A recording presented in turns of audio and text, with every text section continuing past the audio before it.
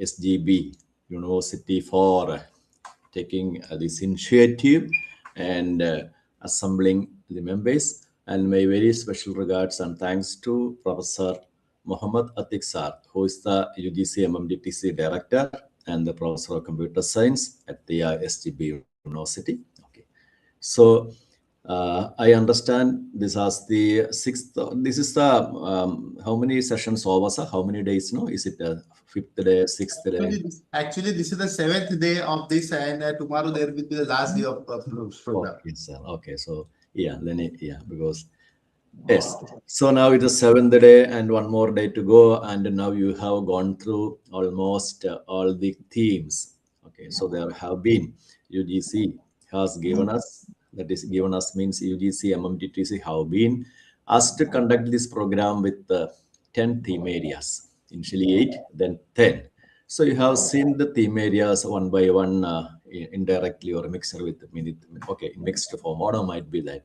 So what is the purpose for government of India, Ministry of Education, to spend so much of money? Because initially it has been started with 1,000 rupees per head. Then MMDTC directors like us now, we requested, see, kindly make it free, because UGC wants everyone, not UGC now, Ministry of Education wants everybody, all teachers, guest lecture, contract lecture, self-financing, yeah, all categories, and research scholars also. Then we suggested, so it may be better to have make it free. So that's why in the initial first 1 or 3 months who were joined, they paid 1,000 rupees. But lately it has been made free, and it is going on till this September 2026, the free mode. And afterwards, whether it will be free or not, because yeah, there are, I can see number of seats are available, and people have yeah, because we directors are informing everybody to come forward and join this program, and all sorts of advertisements we have given. But yeah, going on. But now the final catch will come when they apply for something or ranking and all. There the question will arise: how your institution, accuracy, and the principle, you have taken the responsibility. Okay, so that is the beginning part. Then why all these theme areas? So among the theme areas, as during the introduction, Professor has correctly said, various themes are there, but ultimately, what is the aim of our education system? We will say academic growth. That I agree. Academic growth, there, everything that is good. Intellectual growth, curiosity, everything. But finally, what matters is jobs. The students know which we are churning out, and consider ourselves as lucky. Whether you are happy with your institution or not, that's a different thing. Okay, first upon getting somewhere, and we have reached that level. And for me and all, now I passed through that part. So this I am talking based on my experience as a college teacher for a very long period of time. One of the I could study and do my research in one of the top rated colleges in the country. That was 79-80 period itself, autonomous they got, and there all the advantages were there. I'm talking about 89 standard. And then 2000 only this autonomy concept started spreading. Okay. And it was given us a lot of freedom. We used it or not. Now the dilemma, I'm talking to you from Kerala. Yeah, and here the tragedy in many parts of the state, no, many colleges are findings. Nobody is coming up. Students are not recurring coming to our college, whether it is engineering or medical or arts and science college, same scenario. So that is the question, why they are not coming up. But certain institutions have advantages, and they have, okay. So why is that? Because students know they require job. That's what I said. We have it. And what about the current generation? Now, what is happening? There are so many of them, and many are without jobs at all. And that's what I'll take you to. Yeah, with this initial words, now I'll take you to my first slide. And yeah, that was that was about the big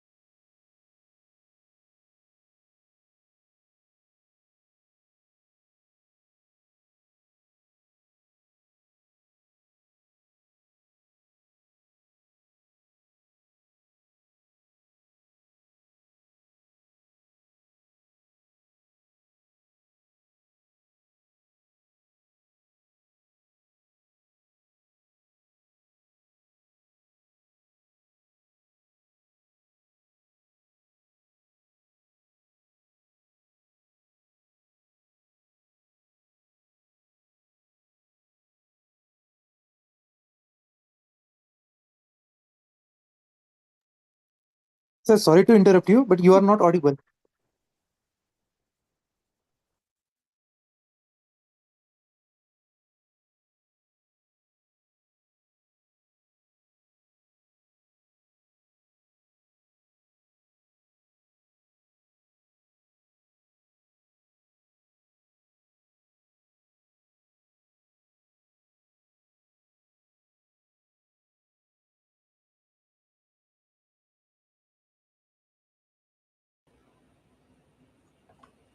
Now is it okay? You can hear Yes, me? sir. Yes, yes, sir. Yes, sir. Now Yeah, it's I think this Zoom, no, though it is all advantages. I made sharing the second. Now it's fine, no? You're seeing it, right? yes, yes, sir. Completely fine. Okay. So, okay. And what did I stop? No, where did I stop? I don't remember. What was that? What you heard last time? I was talking about Indian, these pyramids. Okay. This is population age pyramid with Indian population on one side, right side, Chinese population. So here you can see India is having this pyramid shaped age. Yeah, population pyramid is totally 1.45 billion people, and they are falling under different age classes. So you can see 0 to 5, India is having 4%, 4.1% male, 3.8% female. On the other side, China, 0 to 5 age class means, yeah, youngest age, no? Yeah, newly born, they are with the 2%. And also, China is having 2% of the youngest age in the 0 to 5, whereas India is having 4% in the 0 to 5 age class. And each age class you can see. So the major point here, Indian age pyramid or the population pyramid, it is pyramid shaped, whereas Chinese is not. That is general pattern, overall pattern. That is because here now this is the base has become narrow, and a population with a narrow base means it is a dying population. Slowly it will die. Why? Because you can see 0 to 5 will live only a very less number of people, and the next generation also they will leave behind less number, and ultimately what happened, that is the dying population. That is why in Italy, Europe and all, they have faced problem. Anyway, so that's not our case here. So here now India and China, when we compare, one is pyramid and the other one is not pyramid. So people were all happy saying that now we are having a huge demographic dividend, because a population with a pyramid at the pyramid base and the wide base are, yeah, the base wider, it means that it is a growing population. Lots of youngsters are there. So we have reasons happy. We have a young population, and that's what written here. 41% in China, 65% is youngsters. Okay. But the trouble started further analysis, and all newspaper, media, everybody, it was glorifying. But the trouble started when started coming up with the age group, employment data, unemployment, 2024 data. It showed that the 2024 age group, yes. Who is this 2024 age group? Our students only, because now 20 or 24, no, BSc or MSc, PhD, they are coming out. And that particular age class is having high, nearly 45% are without jobs. 45% are without jobs. What does that mean? Okay. See, this is now the students going out from your college every year. Every year, how many from your class? 35, 45. And entire college, how many departments? For 5,500. And your entire region, district, how many colleges? So you can say that. And there, here and all, nearly 40, 50% are without jobs, proper jobs. Okay. And that is not a good sign at all. It is not because jobs are not there, but companies, employers are finding that they are not having the necessary skill. Degree alone, percentage of mark 90%, 100% will not mark. Practical learning, relevant skill, they are not having. So we can say all are coming out with a degree, but no jobs. Okay, so, and that led me to bring out this particular newspaper article. India's demographic dividend is a kind of time bomb. Why time bomb? Every year, no, you are producing 40, 50 kids, not kids, yeah, students from your college, and they are without jobs. And where do they go? They sit at home. 6 months, 1 year, they sit at home. And what happened? The parents will start irritating them. I would say irritating initially. Then finally, what happened? It will lead to family problems. And the poor kid students, I will tell them poor students because they came to your college, paid the fees, studied there, and they came out, and now they are seeing no jobs at all. And what error, what sin they did? They just followed what their parents said. That's all. Companies are saying you are not talented enough, you are not having the skills. And at home, what happens? Just imagine the home will be hell. And then what happens? They will go out, they will get into all sorts of bad habits. That's what I would say. No peace of mind at home, no college to home. Then where to go? They will get into some company. Somewhere they will start working. Wrong company, wrong habits. And that's why now we say, no, the current generation, they do not know how to behave and all this. If there's a general feeling, but I don't take like that because I am seeing only young. We are seeing only good youngsters in our colleges and all. Outside, when they go out, their attitude has changed. The reason is that this is what this article says. So when such kind of young population who are unhappy, disillusioned, plus two did, good marks they got, studied in a good college, paid fees, and if it is self-financing college, definitely high fees are there, bank loans are there, parents will not leave them because poor parents, they are thinking now they have done their part well. This is a scenario. So imagine 40-50% of the country's population is like that, not population, youngsters are like that.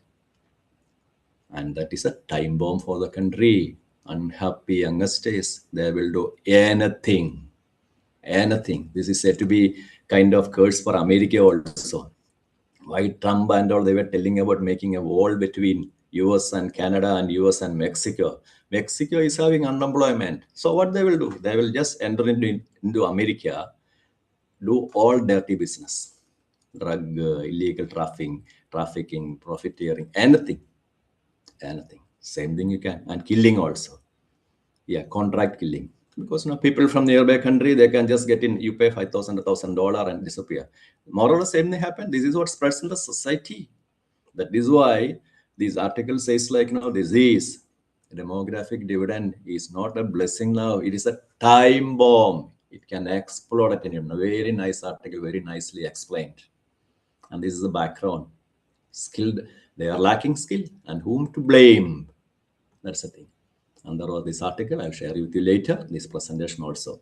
And that take me to another great personality. This all long ago, here you are seeing the Rabindranath Tagore, great Rabindranath Tagore. He told indirectly long ago, 1861 to 1941. He lived 1861, 1941. Second industrial revolution he has not seen. And he predicted that what happened? Indian education system is not outdating. We are preparing students for jobs that are rapidly disappearing or evolving. That's the thing. So he indirectly made a statement like, don't limit your own learning, the percentage child, because they are born in another time. In simple terms, don't try to teach your students what you studied long ago. Why? 10 years ago, 15 years ago, when you did your UG, PhD, or all those things, it was entirely different scenario. Now everything has changed. And because that is where we are all caught, the current generation teachers, this I am telling to you as an experience with my experience with the PG program, because 1 year back only in Calicut University, NEP, with a slight modification, it was introduced as 4-year and 5-year PG program. And teachers were asking what to do, because they do not know. They all did their UG and PG 10 years ago, 20 years ago, or 15 years ago, all to pattern. Now suddenly all these requirements, that is the same dilemma everywhere. Everywhere. Institutions are struggling because infrastructure is required, and that requires money from where the funds will come. Okay. So that's the key point. Anyway, so what this man said in 1941, and you might be knowing about this man also. He's a nobleman, 1861, and at the age of 17 or 18, he went to London for studying law studies. His family sent him.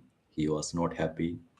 Law, UK going, he was not happy. So he shifted to his line of thought, his line of liking, that is literature, Oriental, Western literature, and he got exposure to both Oriental and Western thoughts, European and Indian thoughts and all. But he didn't complete his studies. That's what I learned. Anyway, he could afford that. Okay, and also he himself, being without that also he could, he's a talented person. Rabindranath Tagore is famous for what? And in 1941 he passed away. Okay, so see his thought, generational foresight, and what he stated there during his lifetime, and that's exactly what we are saying now. We are not producing curiosity or creativity, just outdated norms, Indian education system. Now what is happening? We are struggling. Rigid system, graduates not ready for evolving job market. And what is this evolving job market? And similar lines, another great personality also. See, in my initial a few slides are like this. After that, I'll take you to some videos and some real life situation. It will be interesting. It is not going to be non-stop preaching from beginning to end. And your questions, queries, when it comes later, you can post. That doesn't mean I have an answer for everything, because I'm also like you. The only thing, age was difference. Anyway, so in 1940, more or less same time, University of Pennsylvania teaches another great man, Franklin D. Roosevelt, American president. Don't compare with the present one. No, present one, I would not say he's a stupid or important thing, because he knows what's needed for his country. That's the way I take it. Okay, so that Roosevelt was during the World War II period and all, a person with the Columbia, Harvard University, Berkeley education, a person knowing all French, well educated. And he was telling the teachers of Pennsylvania University, what did he say? Yes, we cannot build a future for our youth. If anyone comes to you, joining now, this will be my future. No, if I join this course, I'll become this, that, and all. We cannot predict that. But instead, what you can do, we can always build our youth for the future. Build a youth for the future. Like joining MSc Zoology or MSc Mathematics or MSc Chemistry or Engineering degree. How you can say that he will be happy in that particular field? We cannot say. We cannot. It depends now what his intentions are later. He tastes us. Anyway, so we can always build our youth for the future. So what we can do, we can prepare the young generation for the future. So we can provide our youngsters with the knowledge, theory knowledge, skills. Yes. Then after that, you go out. Resilience. What is resilience? When situations are suddenly turning around. That is what we are seeing now. Yesterday's article also, there was some article I read, Microsoft lay off 5,000 employees. You just think about you are in that situation. Where you will go? And how to withstand that? If one has the confidence and skill and knowledge, somehow he knows how to come out. But if you have got into that job with some recommendation and, what may happen. And more or less same scenario happened in the Canada last year. Many Indian students. Don't blame them, because they went out and hearing from their friends and all, took huge loans, 50, 75 lakhs, 1 crore. They took risk. Okay. And after doing the degree and they're finding that jobs are not there, priority changed. Many took computer, data science based courses and all. Now suddenly, what happened? And last 1 year, Canadian government also changed their policy. They are not taking the old number of any foreigners and at all. Local market. And not because local market, because Canada is a huge country. Okay, I'll show you later.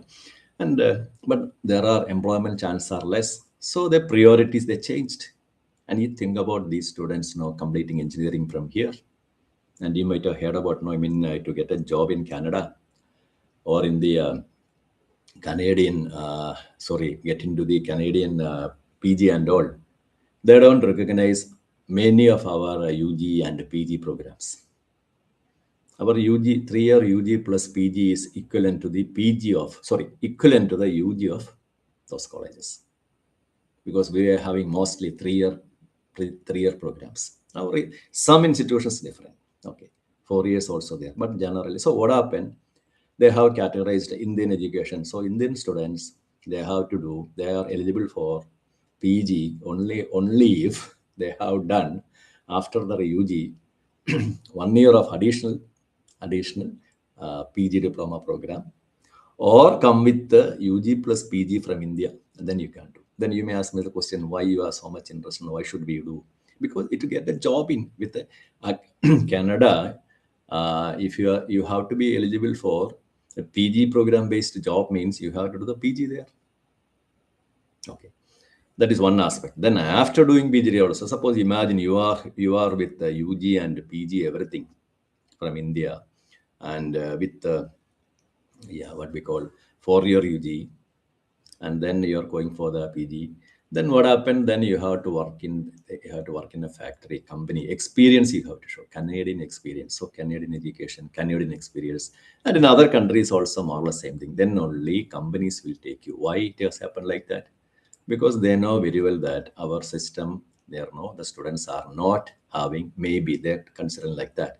Exceptions are there. Some top-rated IITs, IIs, and all others, they have to undergo all these problems. Okay, so let me see what is the message. Okay, so what I was telling. Okay, so so resilience is the one. So these students now, after completing 3-year degree and then 2-year they studied, and after 5-year they are finding suddenly job market PR is not there, permanent residence is not there for the most of the people in computer. How you are going to face it? That is what we call as the resilience capacity. If you're confident, you know how to survive, sail through adverse conditions. That is what this Franklin Roosevelt said long ago. Okay, so we can prepare you. You can from your college, you provide them knowledge and the skill, and then resilience also, life skills. Then the students will sail along. Otherwise, under pressure, they will wilt. Education, personal development. Okay. And with this background, I take you to the next one, World Economic Forum. International body, well-reputed one. It is a forum. And every week they will be having, World Economic Forum will be talking for what we call their own topics are there. So the topics will be coming one by one, like, World Economic Forum strategies. I'm just checking that now what is the virtues like. So each week, they will come out with newer and newer frontier technology, leadership oversight in practice, China future trend, and geoeconomics. These are the programs for the last 1 month. And similarly, in 2025, 1 week, they held this topic was there. What is that? Future of jobs in India. Why should they bother about the future of jobs in India?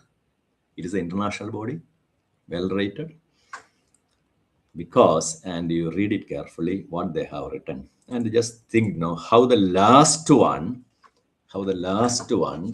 affects us. Last one, what is that? What?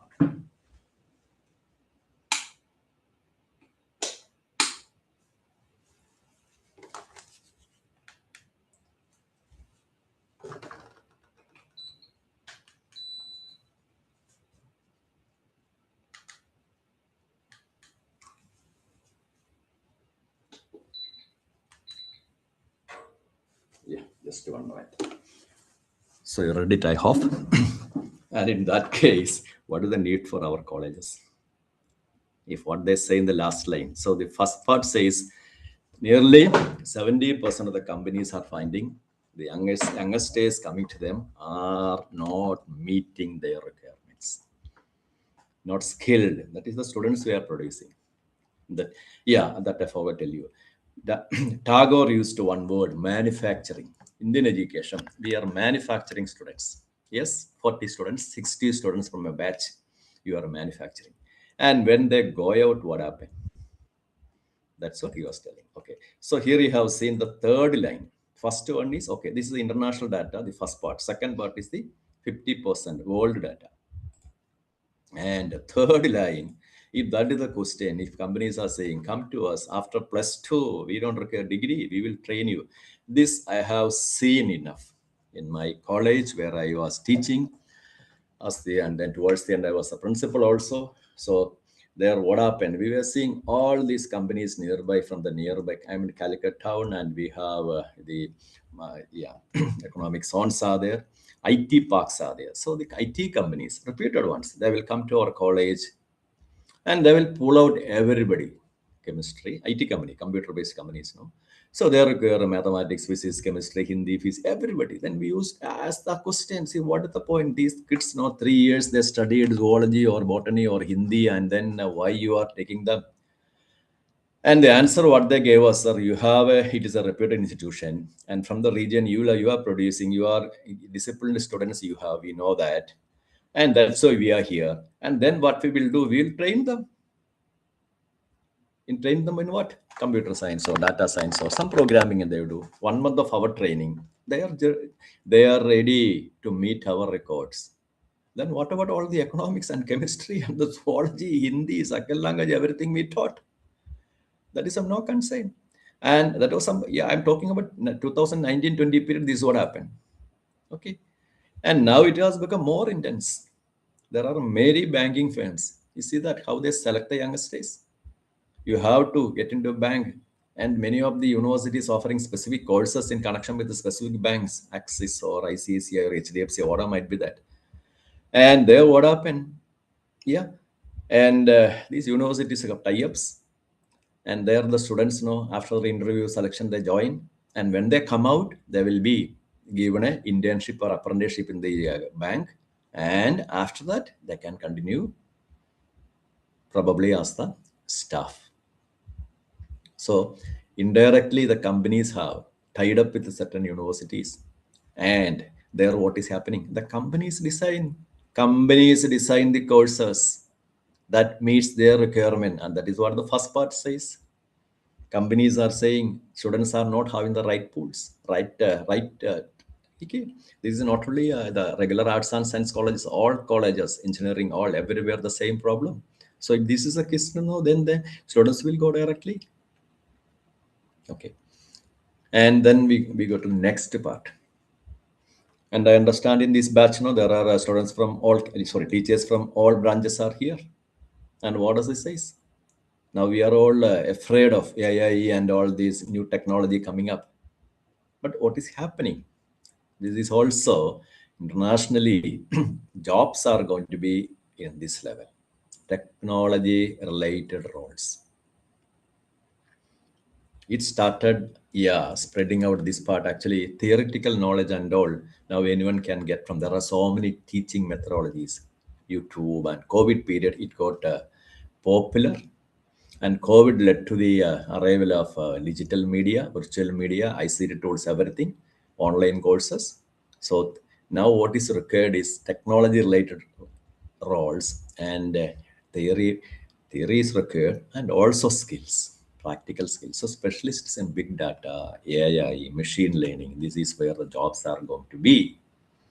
And then you may ask me, I am from social science, or I am from the languages, or I am, see, for me, I am from biology. I have to see that how my subject, economics or zoology, how I can use all this technology in such a way that my subject knowledge in economics or in language, that can be merged, used with that is what we call as the the we become experts in language, and as well as in the computer technology also. Interdisciplinary approach. Language teacher knowing just language, grammar, a few, yeah, what we call grammar and making statements and writing, that all won't help. That's all gone. With your language, what you can do with all the new machine learning tools, or whatever tools are available in that branch, that should be. Economics also similarly way, data analysis and all. If you can make use of AI, big data. Recently, I was going for an interview in the one premier institution. There, they required young zoology teachers are youngsters are required, and the requirement is digital technology, digital photography, AI tools. So whether they know it, whether they have exposure to many software programs are there. Last 1 or 2 years, so many AI-based tools are come. Many are unfamiliar to me also, but that's a requirement. Okay, so photography is not zoology or botany students' role. No point in telling all those. He has to, and he should be expert in the AI. He should be having background in the data analysis. Now we got a picture where we are all leading into. Okay, so and then the blue lining, India's market trend, World Economic Forum, Executive Opinion Survey. India falls behind ease of finding employees in the local labor market, and this is where China scores. Why all these foreign companies, whatever might be the negative aspects about that country, we hear about no freedom, language issue, everything, but why all these companies are making China as their base station, manufacturing hub? Cheap labor, yeah, cheap labor, India also. 17% of the world population, China, what 17 in India also. Even if when we are government is offering, yes, they will say there are sort of lot of state regulations are there. That is also true. But more than that, the reason is skilled employees. We'll see that later. Is more in that company, nor in that country. Their education is like that. Okay. And so in this section, I have told you about future of jobs in India. This is all going to be, so whether you are in the social science or in the language or in the science, whatever might be the topic, you have to, a chemistry teacher telling, no, I know only chemistry alone, basics of chemistry, that won't help. He should be knowing what is the latest in all these new fields. Not cyber security, maybe cyber security also. Anyway, big data, AI, and that all, or Python and programming and all, digital technology also. So together, that approach. Okay. The next one, what are the jobs?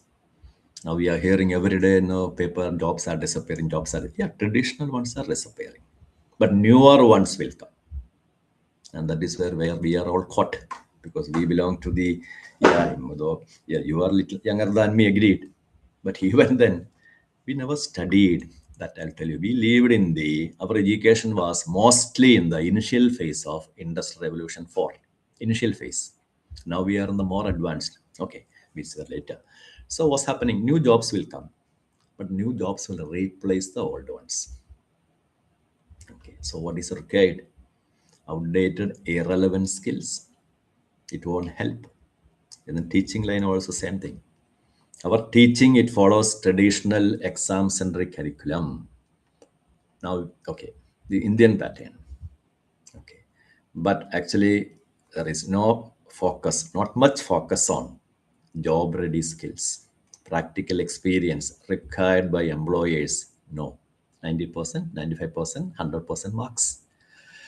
So that's why the World Economic Forum says their data, international data, 170 million new jobs will be arriving, but half of them will be displaced. 170 and nearly 92 or 90 million, 1 million, 110 lakhs, they will disappear. Okay, and I take you to the next part. Career counseling platform. It's a very interesting to hear about.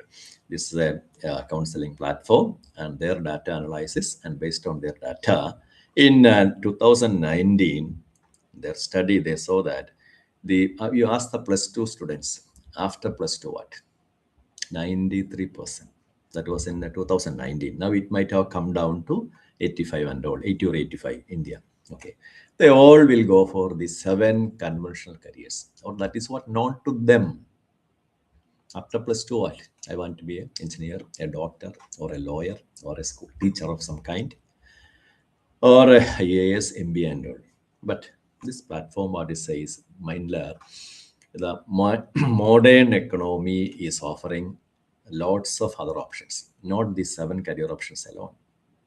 There are 250 career options are there, which even we being the most educated, literate members may not be aware of. We come to our college, teach the subject as per the traditional system. By evening, we go back, prepare again, next day.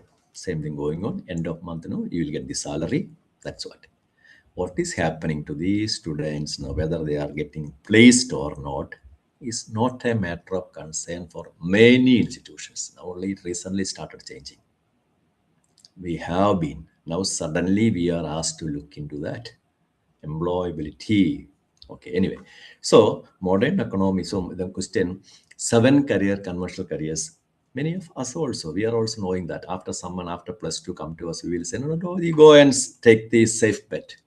Either go for the NEET or the CUT and then become a doctor, engineer like that. But there are so many other options. What are these options? You look at this diagram, sorry, chart. Here you can see 40 domains I have here given on the left side. You look at the yellow ones alone.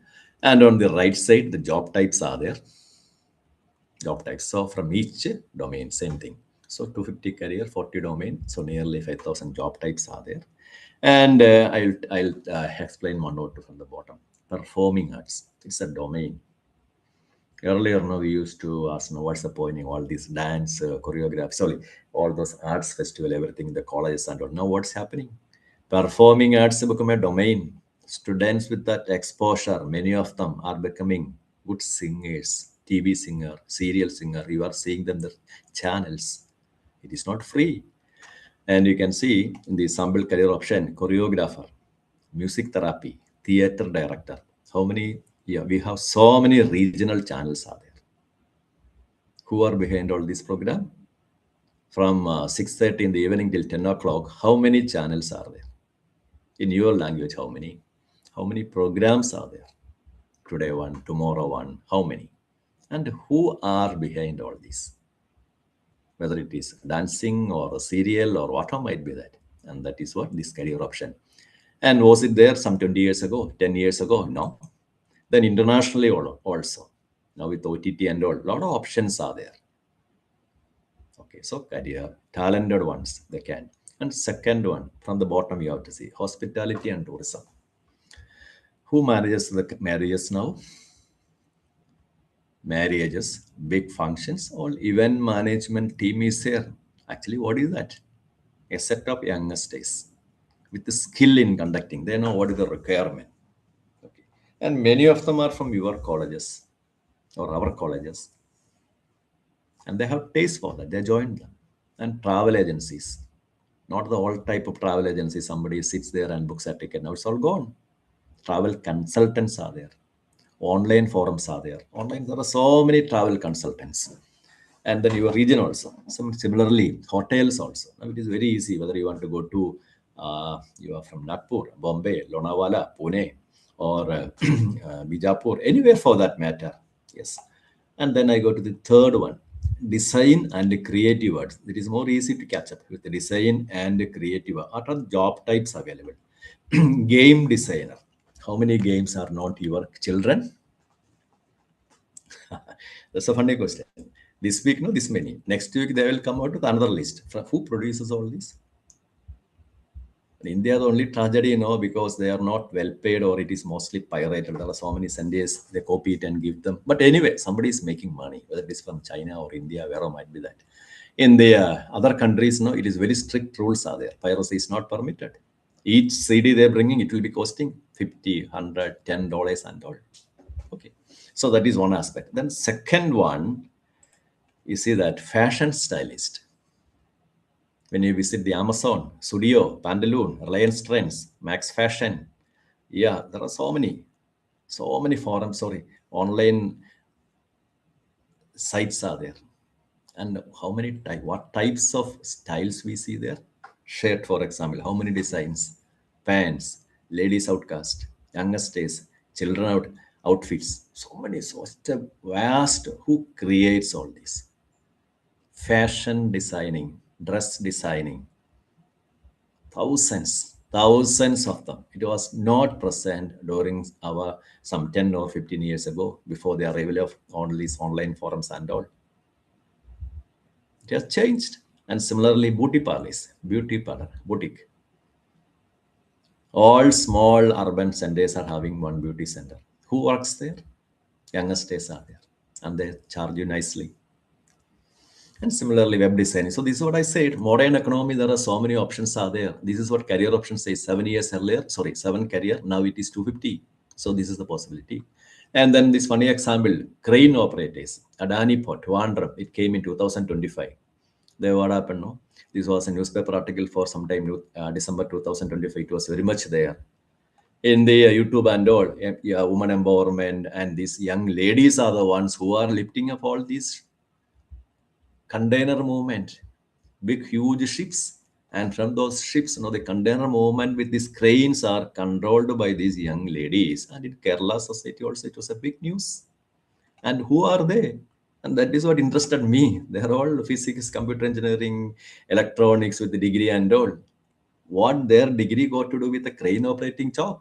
And how they got that job in Adani? Because they, after that degree, for one reason or other reason, they went for this crane operator course, additional skill, and that helped them. That's it. And now we go to the next one, World Economic Forum. And this is what makes the NEP so serious, so important. Future of Jobs Report 2025, international data. Fastest growing jobs are in AI, big data specialists. Number one. Second category, fintech engineers. Online financial services.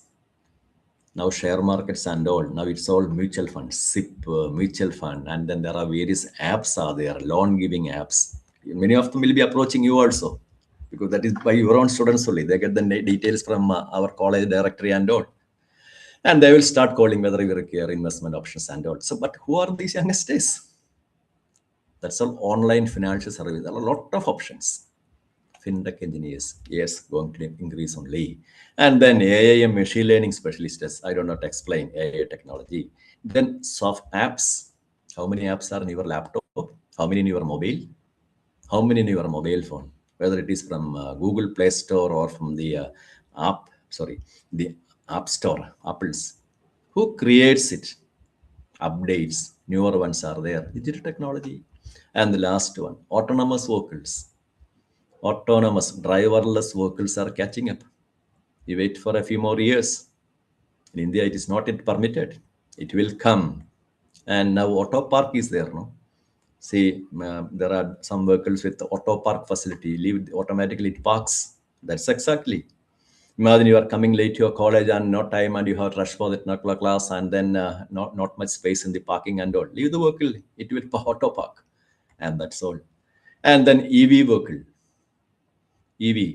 In EV in the India, near only 10 to 15% is the market has reached its penetration. The remaining 85 remains. That means no 85. The remaining 85% or 60% are going to be EV vehicle owners by 2030 or 35. Who will repair it? Spare parts, ancillary units. So this is the jobs. Jobs are going to be. Then solar panels, same thing. So many panels are getting installed, repairing, periodical servicing. When it spreads, who will do? So job options. That's what I said. So next one, fastest declining. Be careful.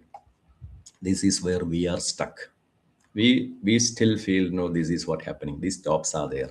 Clerical post, secretary post, probationary officers post in banks and all. Remember earlier there were a lot of articles. State Bank is inviting clerical bank, Bank of Baroda, so many banking consortium, probationary officers jobs. Where are they now? Why we are not seeing many of them. Number has come down to very low level. Now it is almost all filled up, you can say. Banks are overstaffed to a certain extent. And then cashiers and ticket clerks. What is happening? When you go to metro, when you go for an online ticket booking, how you book it? There is no need for a cashier or ticket clerk. You do everything from your home. And then you enter it, that's all. Even state buses now here in Kerala, everywhere. Okay. But still we have a population of nearly 50, 70, 60% senior and aged and illiterate people. So that is the Indian issue. And till they also get smarter, become smarter, and they will be there. But you can expect that within another 5 or 10, because easily people can study, operating GPay and all. What is there? Simply, you learn, yeah, only thing the trust has to be created. And then everyone will start using it. Okay. Then what about the bank clerks and all? We do not go to banks at all. Why? Because all our data, online data is there. And no, you are doing online payment system. So bank them. And there also, there no whole, this 30, 40 of, sorry, 50, 60 of the generation of elders who are unaware of the many of these guys. But even then, the number is declining. Then printing, what happened? Computer shops, computer centers. Where are they now? Now it has all become a side business of a local shop. Okay, and then accountants, auditors. Now most of this auditing and accounting and all income tax return mostly one can do with, there are so many apps, so many websites are there. You enter the data, pay them, they will do that. So what happened? The local accountant, local auditor, their demand is coming down, number is coming down. Earlier we teachers also, many I have seen it. Senior teachers used to rush to the auditors and all. Now almost everyone in the my college, university and all, they do themselves. They don't visit anybody at all. Enter the data. So who lost here? Each auditor, because each auditor will be having some 10, 20 youngsters with BCom and all sitting, and they were able to support them. Now it is not needed, impacted, and but still we think these jobs are there. So we tell the students, you complete UG and PG, go for PSC, UPSC, jobs there, but appointments are not happening or not. And then another one is go for a UGC test and all. And after UGC, sorry, UGC net, that is all fine. Scholarship will be there. After that, what? College vacancies in many states, it is not there. Okay, so this is my fastest declining job. So what else required? Something else. And that lead me to, yeah. So what skills to be provided? Now we must be wondering. So what we got to do? Yes, we as a teacher, whether you are from engineering or arts and science college, the students have to get some skill. And from where they will get skill. And for that only Skill India mission. It is a government India mission initiative. Okay, so we visit the website and there are Skill India mission website, home, authorized centers, student centers are there. And there you can help the students, because students know after +2 coming to your college, and they must not be knowing, may not be knowing, or only vague idea of what courses to be taken. So a teacher can help. You being a teacher, when you teach them for one semester, you will come to know what are the capabilities, limitations, capacities of each student. Then you can mentor them, guide them. You see, you go for this course. And for that, no, you should give the space to the student. In your degree college, you should be having interaction. So that is possible with a mentoring system. Each department is having a mentor, and the teachers can help them which course to take. And when they visit this website, they will get confused. So many courses are there. Some are free, some are little costly, and the costly means payment involved. No student being their habit is like that, they won't do. They will be reluctant. Okay, but I know many students of mine who have paid nearly 20,000, 40,000 of international universities, and they got the degree, got that online course also. And that will help them, because when they apply somewhere, that adds to their biodata. Okay, so Skill in their digital upskilling, reskilling, career growth, this is all. So lifelong learning for teachers also same thing. We also need not be in Skill India. There are forums like you know that Coursera and Gan Academy, all those things. And similar, another one is for skill development, National Skill Development Corporation, NSDC. It is a public partnership, like Government of India is offering, and their institutions are tied up with that. And the college and polytechnic, anyone can tie up with them. Okay. So if you visit the website, a lot of details will come to you, and there will be a visit like that. I would tell each teacher to visit this website. Kushal Bharat, Vikasit Bharat, instead of just learning about that, visit the website and see what are the options available. Maybe your skill may be helpful for this NSTC. You can become additionally, in addition to your college teaching, once a week, 1 or 2 days, you can become a teacher in the NSTC training center, and your college can be NSTC training center. And for that, the college has to apply. Visit the website. I'll share the links later. And many colleges, polytechnic, mostly private, they have joined with NSTC, collaborating and offering additional courses.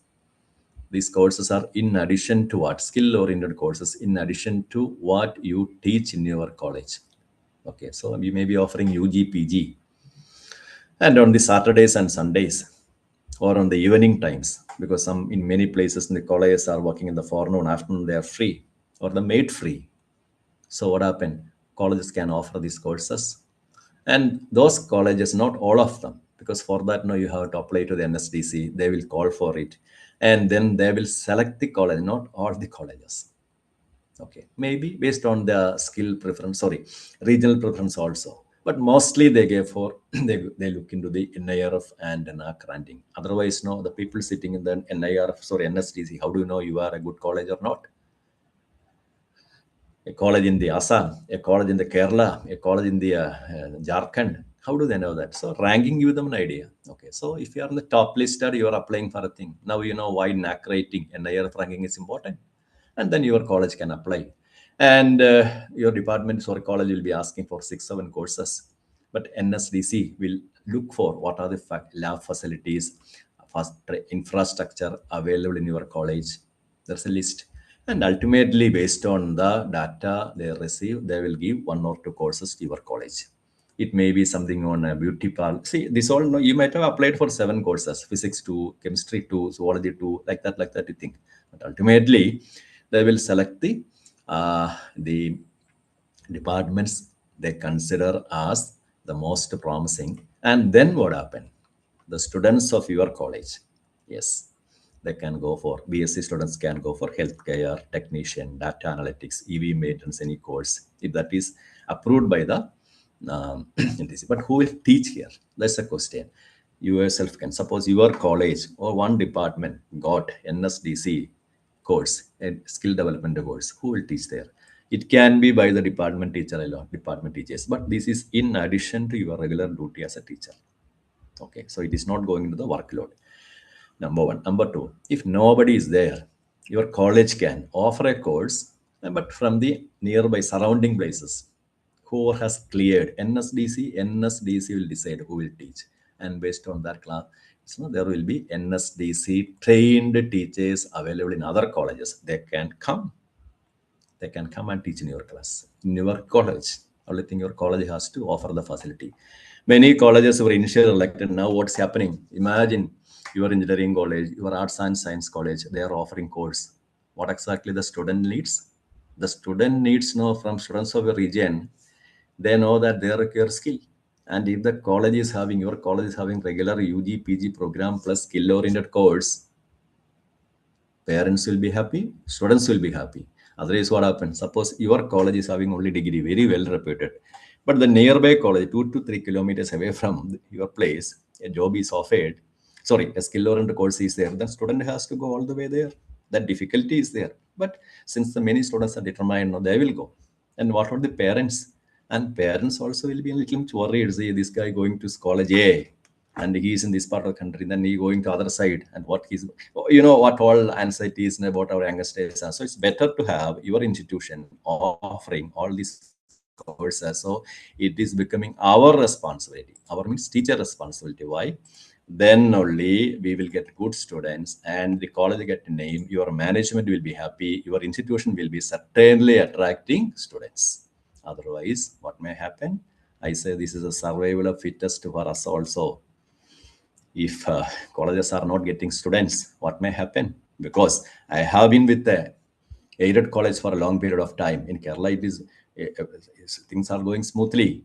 But after 5-6 years, when the funds from UGC stops, or if the government feels that only 5-6 students are there, then why should we support the system? That question is very much lurking behind. So it has become our responsibility to see that our colleges are, your college, your management is becoming attractive. Otherwise, it will affect not only the students, it will affect us also. So people who have another 5 to 10 years to go, carefully read between lines. We have to see that our department, the traditional way of courses and playing with the syllabus and all, you cannot fool it for long. There are so many other institutions. If you are seeing foreign universities are coming, tie-ups are possible, smarter institutions, deemed universities, yes, all of them. They will all fight for the market. And the students know, they know that the social media and all, for them it matters is job. That's why I showed you that crane operator's job. Okay, suppose no, that field is giving jobs, the message will spread in the social media. Students have their own links and all. So see that. And then in some managements, they are not sure about, because they are not attending. You see, I know that very well. Many management, many principals. Yeah, principles are okay, but managements, is very difficult. Still, they are not understood in what way this all happening, what is happening like. So it has become the duty of the young teachers in the each institution to see that, yes, not only NSDC, whatever options are there, make your college attractive. Am I right or wrong? You are all there. I don't see any comments or nothing. Okay, whether you Yes, are, sir. yeah. Am I right or wrong? Yes, sir. Or yeah, because Right. whether you're working as a permanent or not audible. Why not audible? I am audible. No, I don't know. Someone has written not. Yeah, that was Yes, long sir. ago. Yes, sir. Yeah. So this is a thing. This we have to. Yeah, whether you are a permanent or a semi, whatever might be that institution is there, our survival. Otherwise, no. And that is the difficulty we are facing. Okay, we'll come to the next part. So this is NSDC is very much important. So there you can become. And then what courses, what skills? Suppose you are from the Kashmir region, embroidery, weaving, wood carving. Yes, wooden artic crafts. There are so many shops you are seeing, but the modern technology, the skill, artisans are necessary. So if your institution is offering a course, and that the skill sector council of the region knows that, if they have to import from somewhere else, that means local skills are lacking. So such courses can be offered.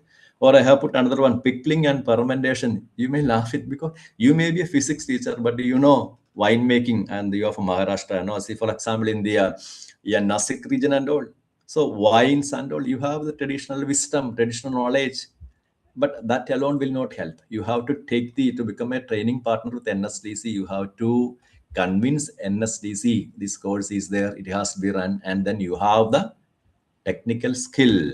Otherwise, no, NSDC will. Yes, you are a physics faculty, agreed. You may be knowing from your parents and all, traditional skill, informal learning, but attend a course conducted by some institution there, online or offline, in which one, pickling or food technology, maybe the nearby hotel management institution, hotel management colleges are there, no, they offer courses, and do that, and then come back with the certificate, and then you can become a training partner. That's it.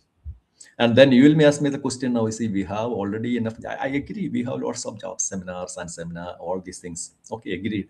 But we have to find that more courses are offered by the institution. So you can become a training partner. And for that, you have to attend training of trainers programs by the NSDC. It's all you can see from NSDC's websites, that you can.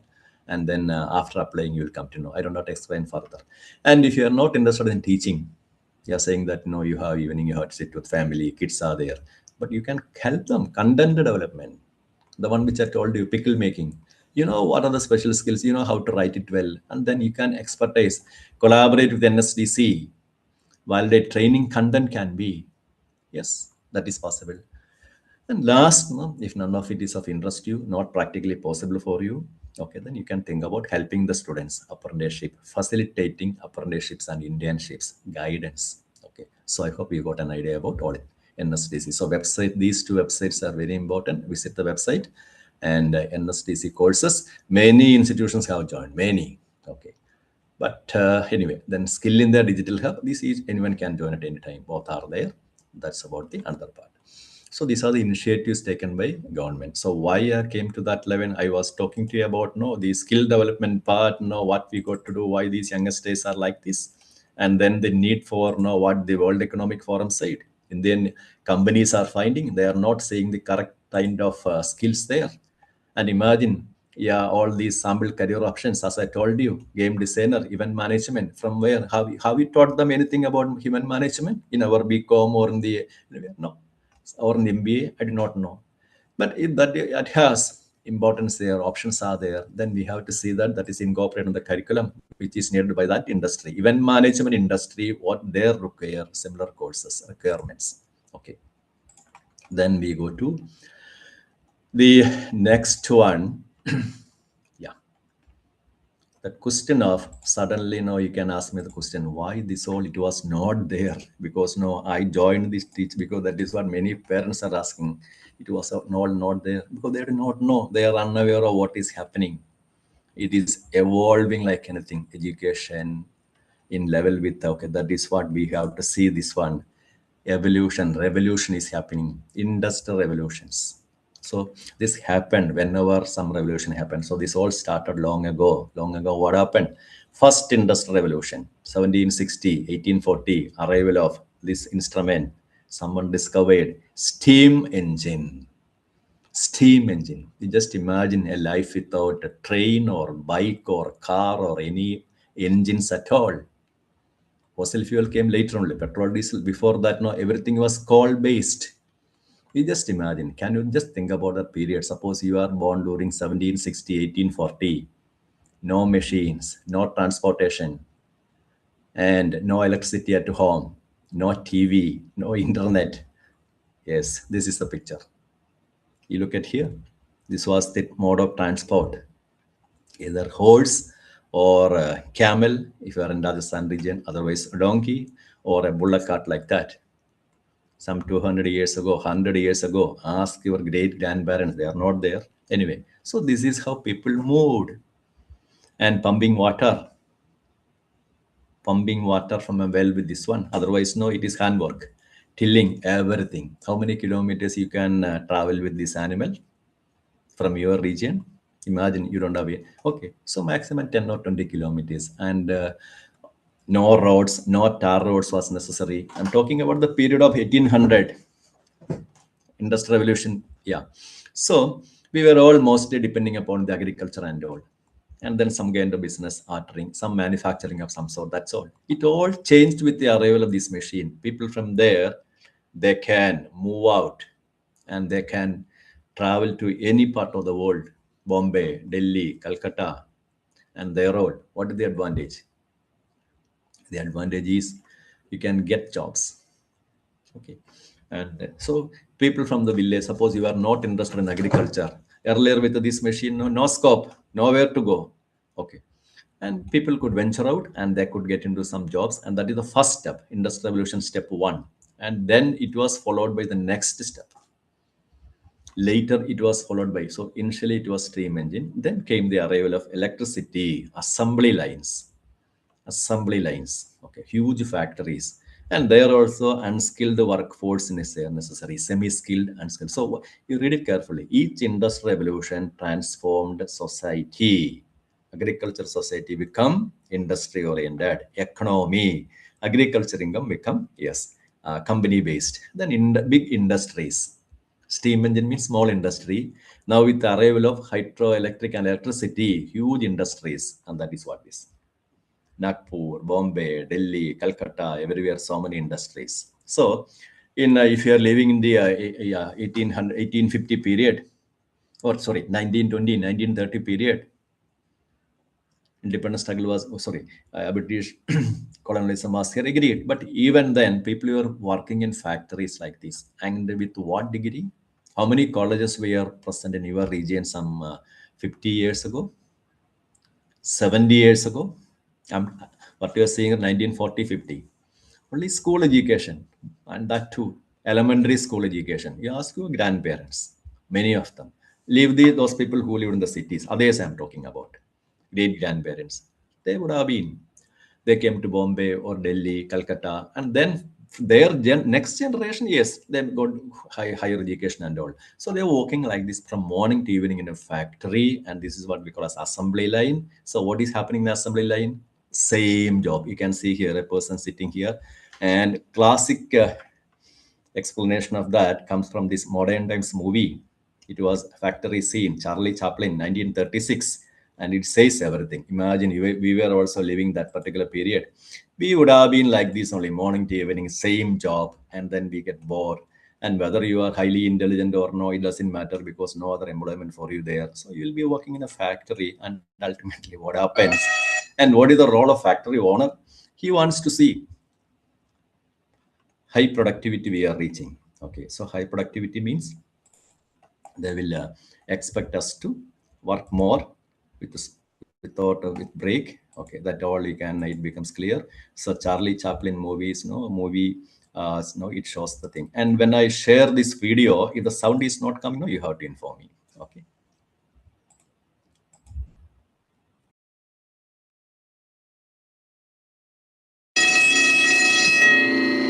Section 5, give it a limit.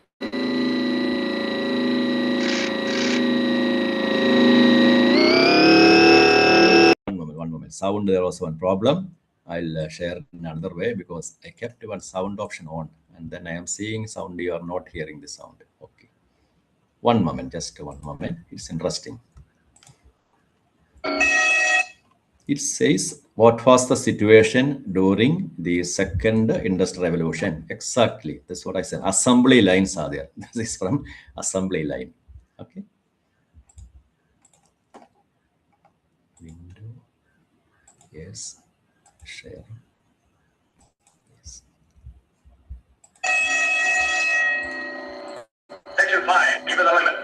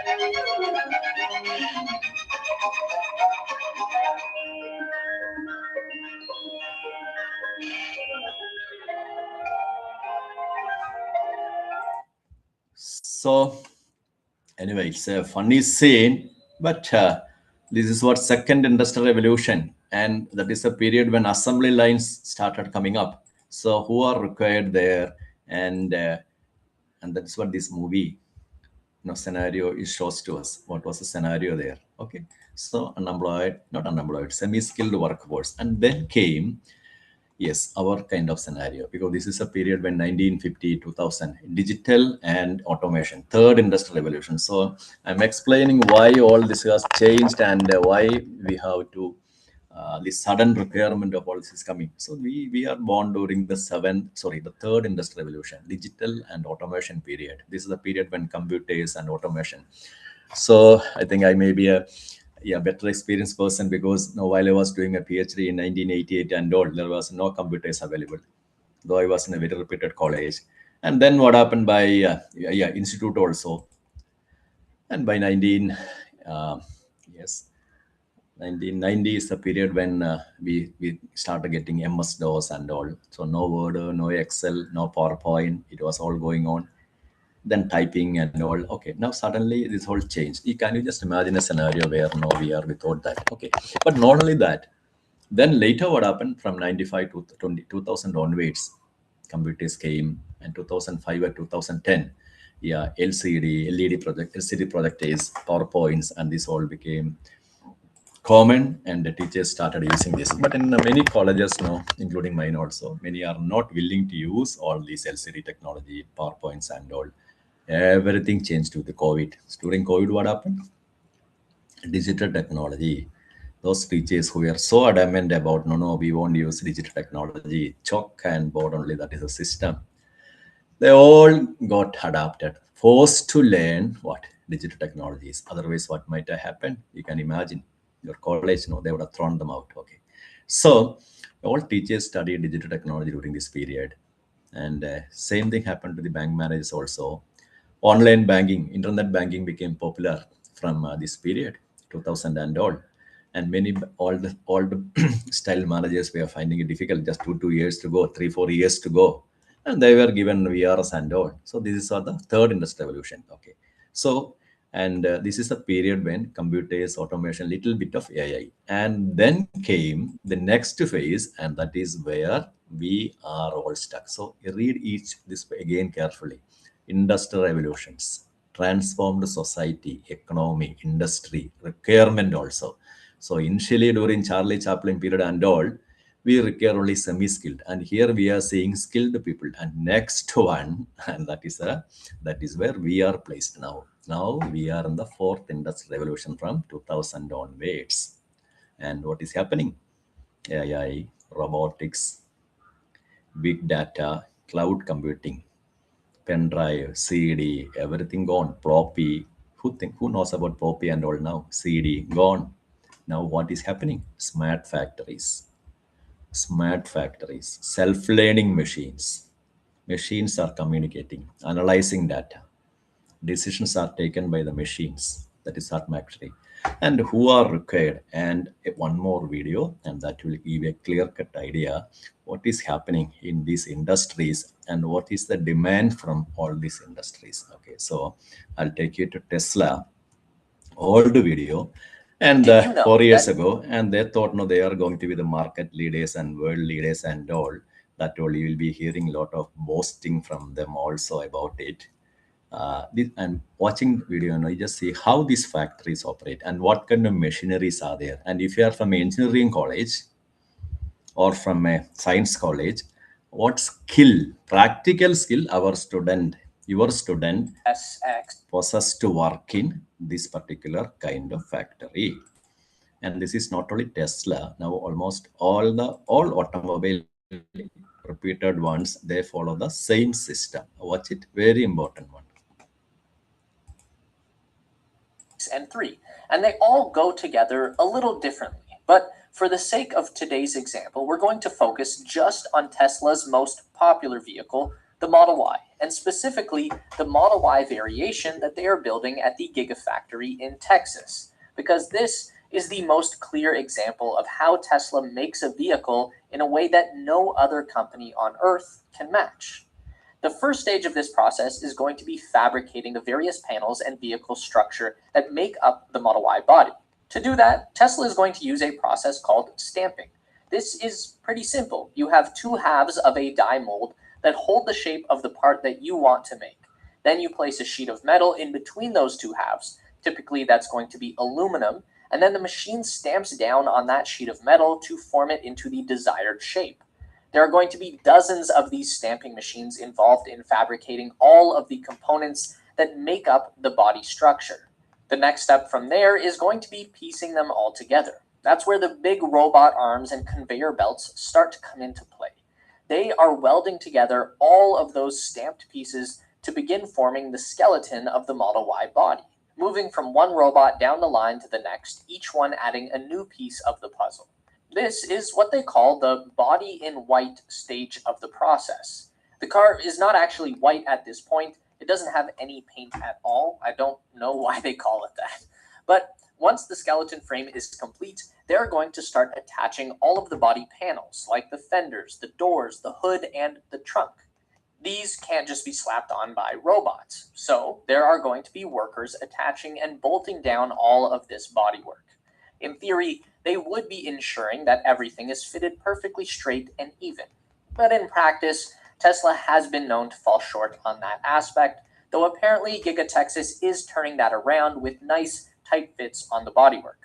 From there, we go on to the paint shop, where the assembled body gets sprayed with primer and then sanded down to a level surface. Then it goes through a whole series of spraying and dunking and drying sessions, getting multiple layers of paint and gloss, depending on the finish. White is the easiest, that's why it's the cheapest, why it's more. To all of that, there's going to be a separate process going on to manufacture the Model Y's underbody and powertrain. For that, they're going to start with cells along with the integrated cooling and electrical architecture. Then to that battery pack, they are going to directly bolt on the front and rear Giga casting into the Giga castings, one in the front and one in the back. Each is connected through a gear-bonded flooring, attach the center console and interior trim, and then bolt down all 4 seats directly to the top of the structural battery pack. Then the last big step is going to be to drop the finished body directly on top of the frame and powertrain assembly. The two are connected together by a series of bolts all around the perimeter of the structural pack and castings. From there, the Model Y, this is where the process works at Giga Texas, and it's fairly similar at Giga Shanghai. So now you have some additional context for how incredible it is that all of that can be done so efficiently that they can produce a brand new Tesla every 30 seconds at the Shanghai factory.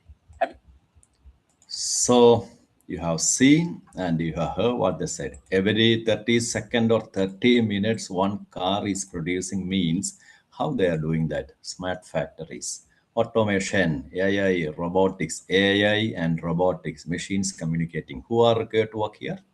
That's a question I asked you. How many of our colleges have these facilities? Employees to work in highly skilled, talented individuals, only these companies require. How many of our colleges have it? Skill to work in that country. Not only Tesla, Volkswagen, and there's another video from Toyota, Fortuner, you can see later, I'll share it. And then other fields also. Cooking, agriculture, robotic harvesters, AI-driven factories, autonomous drones for picking, not for bobbing and all, for catching the insects, pests. Imagine you are sending a drone and watching, and the drone moving through the plants and all. This is how the best technology works. So developed countries are boosting productivity with these technologies. And next one, food processing. I'll end with another 1 or 2 minutes. Food processing, packaging, they're also same thing. Robots, automated cooking stations. So here all we see automation. So what is our point here? Our institutions, how many of them, who all are offering them the right skills for people to work in this kind of factory? This is what industry is ready now, fourth industrial revolution. Similarly, textile garment industry, robotic sewing machine. These are all links of various websites. I will share the link. You can watch it yourself later. Lack of time, I won't show it here. China's textile automation, Vietnam, Bangladesh. That is why Bangladesh in level with India. If we are finding, if you are seeing Bangladesh is competing with India, they are ahead of us. Now with the recent US tariff also, it's all being done with all the machine. They have advanced technology, and I will end with the one video from there. So what is required here from the food industry is very interesting. And the first 2 minutes, no, you have to carefully listen to them what they say. It is a research. So what exactly research means? Finding in the machines what is required for all these industries, and that is also research. We think about not only patents and all those things. That is not the case. Just look on this one. One moment.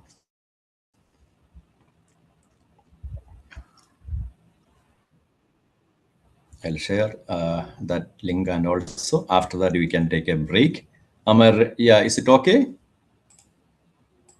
You are all there, no? No response? Yes, sir. Okay, so just watch this one, very interesting. And what we have to think about, what is happening in our place, and our whether in what way we are skilling our students to work in such factories. Not factories, employers know when they require skilled people. This one.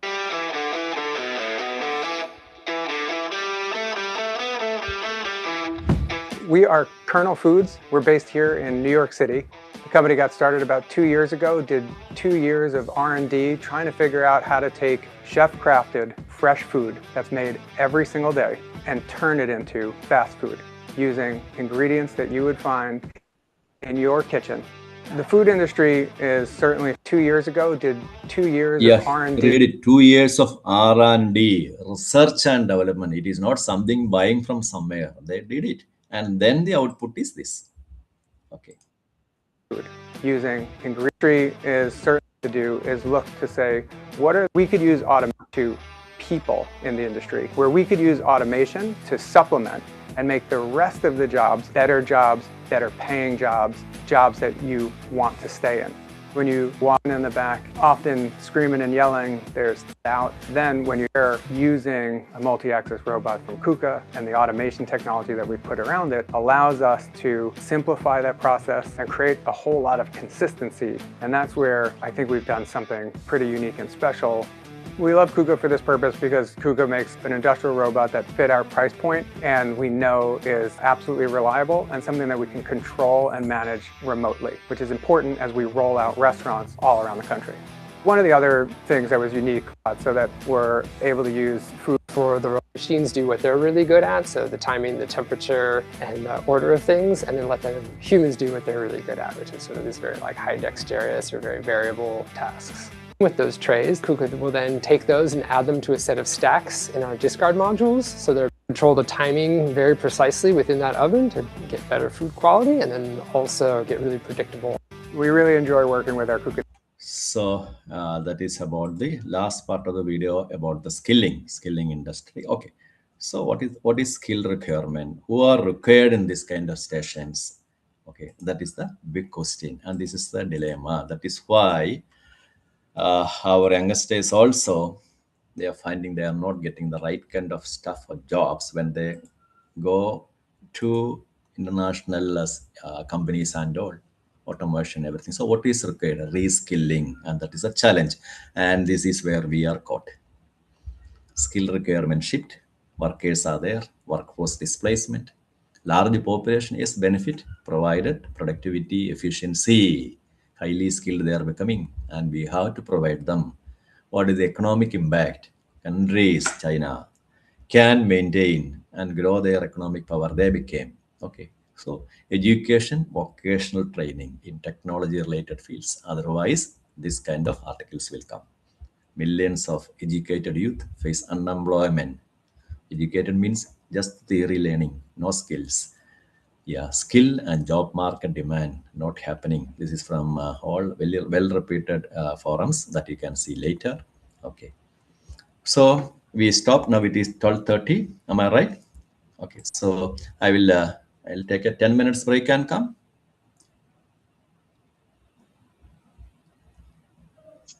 Yes, sir. Thank you. Okay, sir. Oh, no. Okay. Okay, we'll rejoin by 12:40. Thank you. Thank you, sir.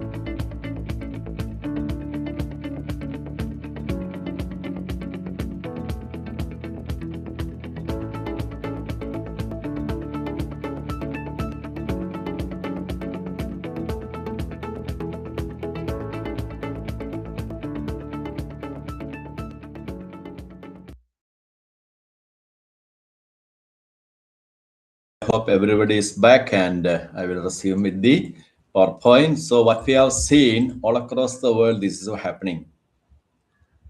Boosting productivity, automation, and this all taking over. So we cannot run behind stating that we are poor country, farmers are poor, or our local people are poor or technology lacking. That all won't help, because here you can see GDP wise, we are one among the top 10 countries in the world. That's a very great achievement. Okay. So when we say one among the top 10 countries in the world, just see who is the number one. $30 trillion, and America it is. Okay. And the second one is China. Nearly $20 trillion. Okay. And then all of these are in the 4-3 range only. Okay. And we are in the 4th or 5th position. We hear 4.27, or how might be that. Okay, 4 or 5th or 6th. But what's the gap between China and India? $28 trillion economy, 4 trillion. And this was some 2 years ago. Now, 1 year ago. Now it has again changed. And there you can see that 4 to 5 years, there's 5 times ahead of us. Number one. But remember, this country was behind us in 1990s. Then suddenly things started changing. This is what happened. The kind of NEP like revolution which we are seeing here, it happened there. Okay. And now per capita income, that's a sad story. Here you can see these are the 10 top economies in the world. Per head income, you look at only the red ones. China, India, Brazil, because all of these in Western world. 4 digits, all with 5 digits. How they reach the level? Education, skill development. Who says it? Education, economic development. Hanushak and Wasserman. Great econometrists. Social science and commerce teachers must be aware of them. You can see the links later. I have given the links here. If you're interested, you can visit the site.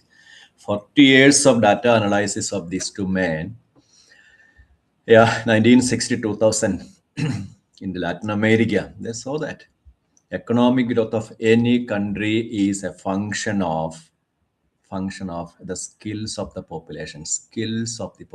Otherwise, population is without skill. 17% of world population India, 17% in China. And if they are 5 times ahead of us, what does it say? We have a huge population. Germany, Japan, and we don't compare with them. Okay, so what happened? And where we are lagging? Cognitive skill. Function of the cognitive skill. You have studied in Bloom's taxonomy. What is the cognitive skill? That is the critical thinking, problem solving, plus the math science skills. Whether you like maths or not, is a different thing. Long name economic growth. And that is what they have told us. The knowledge capital concept. Knowledge capital of nations. Each nation, its capital is knowledge. Economic growth happens there. It is not how many students are attending school. I'm talking from Kerala. I know that 100% literacy or whatever might be that. But actually what they learn, whether the students of this country are skilled enough, that is needed for the prosperity. Mere numbers will not help. And that is what our politicians and our policy makers often fail to understand, because they do not have to. Okay. Every village, one school, that won't help. Every ward, one school, or whatever might be that. Skills are there or not. And this is the concept. These people, all serious thinking people, consider yourself, we all belong to teachers. We are the most educated group in the society. We may not be what we call flamboyant like film stars, movie stars and all, but we are the most respected knowledge capital nation. And then Bloom's taxonomy, what it says, cognitive domain 2001, the revised one. So a hierarchy of cognitive skills. While learning, what happens? When you send your kids to school, the initial period of studies, what is happening? They are getting the lower order thinking school. Imagine you are not sending your kid to a school, what may happen? No school education. So he won't be knowing many of the basic things. Then after that, when that student enters into college and all, engineering or arts and science college, he will be getting higher order skills, thinking skills. So cognitive skills are the capacity of our brain to think, learn, remember, and analyze, ultimately create something, problem solving capacity. How? Yes. So in this college and all, we are supposed to get students how to get analyzing capacity. How many of your students have the independent analyzing capacity after studying from your college? How many can? For example, anything goes wrong. Otherwise, evaluating capacity. You just ask them to evaluate today's newspaper heading. How many can make a good piece of critical review, movie, anything, book reading, research paper, and ultimately creativity. Sometimes no, I got stuck. Many UG students used to ask me, sir, what is the point in studying all these zoology with this second and all these things, botany also? What output do we get? I said, no, I am helpless. I have to teach you what my university has given. Otherwise, no, you will blame me later. I didn't teach that. So that is what NEP is trying to do. And their question is now, what is the point? Again, the same thing we are studying and what output we are giving. Very good students will ask me. So research paper, designing an experiment, or maybe a music or a poem, creativity, or no, some now all AI data analysis, everything, or making app. Okay, so that is the second part. And to understand more about that, this is a very interesting exam. I would request each one of you to visit this web page in Wikipedia. Its test is known as PISA. It is an international exam conducted by OECD, Global Education International once in 3 years. Popular name is funny name, PISA. Okay, so OECD conduct this. It's OECD with very good international, Australia, all European countries, America, and all. So what happened? Improving the education system. It is not like giving World Bank or something, you will say loan and all. No, economic growth, employment, education, innovation. That is what they want the world to be happy. And their education system, they want to know which education system is good. Comparing the education system. So testing the education system, ours is good or not. See, we are from India.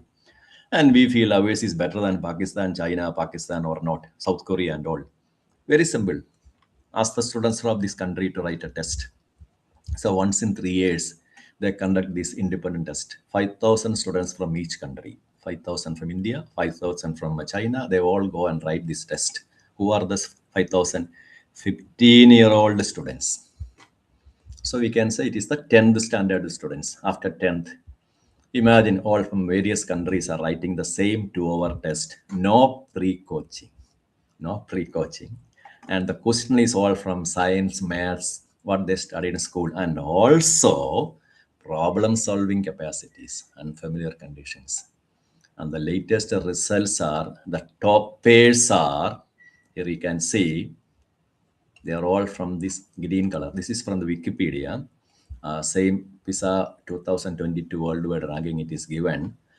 And there the green color countries are the top pairs. Top pairs. Red ones are the bottom, 80 countries wrote, 81 countries. Okay. So the mid-level countries are there here. Mid-level countries are in the orange. And you look at the world map. It's all visible to you? Am I audible? Everything fine? You're there? Yes, sir. Yes. Okay. Okay, Audible, thank you. Okay, sir. So here you can see. sir. Yeah, please. Okay. So what you see in this test now, what you see here, all the green, this is America, North America, USA, Canada. Green are the top, as I said, some European countries. Okay.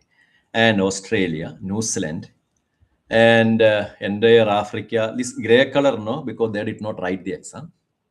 Did not write. And Asia and Africa, they mostly did not write. India also did not. We wrote once. We wrote once in 2009 survey. Big tragedy. 74 countries participated. We were the 73rd. So all these years we are not participating because government knows it. Why all this embarrassment, shameful thing? So ministry is not sending. Okay. So, and so green is the top is. And red is, here you can see entire Latin America. Argentina, Brazil, Colombia, Chile, everyone included. Red color. Africa, didn't. Okay.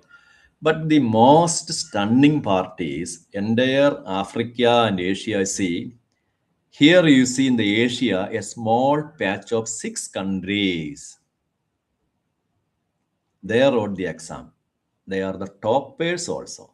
Singapore, Macau, not entire China. Taiwan, Japan, Korea. Toppers. Asian countries are 6 Asian countries. And who are these 6 Asian countries? They are the East Asian miracle according to the World Bank. 1960s, 1990s, their economy, all the products. Now we are seeing from Japan, South Korea, Taiwan, everything, whether it is semiconductor, or anything, vehicles or everything, almost everything from these countries. They are the toppers. So the students of those countries, they are the toppers. So what does it mean? It says about what is happening, our education system. What is this? This is a test. 15-year-old students wrote this test, international test, 5,000 from each country, tested math, science, reading and all, no pre-coaching. They are the toppers and they are the countries with the highest development also. So what does that mean? So the PISA test, it enables us to understand where exactly we stand. Our education system, what is the capacity of our students.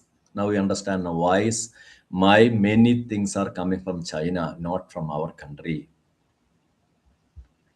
Number one. Number two, which country's education system is good? Bangladesh or India or Vietnam or China or Canada. Now you know why students are going to other countries. Can't blame them. If your education is from US or Canada or Korea, South Korea and all, yes, getting admission is very difficult. Chinese universities admission is a single national level test is there, something called Gaokao or something. Gaokao. Just like our AIT exam, only the top rated, no other considerations. Others, no, they go for ITA, Polytechnic, that's all. Anyway, so it helps us to understand globally where do we stand. This is a sad part. This I have heard enough from my college days. Our students, I'm very proud to say I belong to a very good college, and there are many of them went abroad, Europe, Canada, Germany, Denmark, and Netherlands, top-rated universities with the scholarship and all, good Indian students. But they were coming back and telling us, sir, our education system, we are all good for theory. When these practicals and all come, project works come, these Vietnam, China, South Korean students, see, now international education, you know what happened? You will be having 20 students or 10 students, they will be from different country. And generally what they have seen, and they say, we are being categorized along with the Bangladeshis. That is the saddest part. India, Bangladesh, Pakistan, we all are all, even Sri Lankans are better. Why it is like that? Because we always theory, sir. We can mug up a lot of things, but their exam is not like that. And that is the sad part, but we are not aware of it. Okay. And another one, who is responsible if this country, our students are not, our government of India is forced not to send for education, Indian education system. We are responsible. Yes, we have IITs, everything, but don't, yeah, because now we have to compare that. What is the size of our population? When you have a huge population, 1.47 billion people, huge area, you have so many heads. So from there, no large pool, there will be a lot of brainy students are there, go abroad, they do well, agreed. But vast majority, okay, we'll see that later. So this PISA test enables understand which one is better. It is take it as a tool for positive change. Don't take it as something criticism. That's what the PISA also aims at. PISA. And you would understand it, PISA Wikipedia page is there. I will share the link. Here you can see where is Germany. Are you seeing Germany anyway here? Germany was so unhappy. They are not in the top 20 at all. 1 to 20, Germany is not there. It is 24th. And Germans, they were supposed to be the one of the most industrialized nations of the country. And here in the Wikipedia article, it is really clearly written. Government was so unhappy on seeing the result, because it means that +2 or 10th students of the German present students are not good compared to the Chinese or the other people, that they find it very difficult to swallow. Anyway, so overall in the system, so same attitude we also have to. Why our country, why we are lagging? So that's one thing. Then I go to the next part. Now I told you about the PISA, the entrance system, and in this picture now you look at where this country called Denmark, and now we will be seeing an example from United States, Netherlands is where Chinese, Hong Kong, Canada, Australia, Finland, New Zealand, Belgium, Denmark, okay, Netherlands, 25th. Okay, so we got that country. Now next part. If I tell like this, no, I know from finally I'll get the kick. Yeah, the remarks from you. I was talking only about all industry, AI, and all. Oasis agrarian society, agriculture. Yes, true. 50% or 55% of our people are in the agriculture field. And now what is happening in the world of agriculture? Global exporters of agricultural product. We are seeing in the newspaper articles, America is exporting everything. Brazil is exporting. China is exporting vegetables. Australia also. And we are not in the exporting list at all. The first one is topmost one, exporter of agriculture products, America. Second one is Netherlands. Third one, Brazil. And you take this white line, Netherlands as a small country. Look at this figure. Square kilometers. Land area. India is 33 lakhs. Compared to China, we are small. China, 96 lakhs. Okay.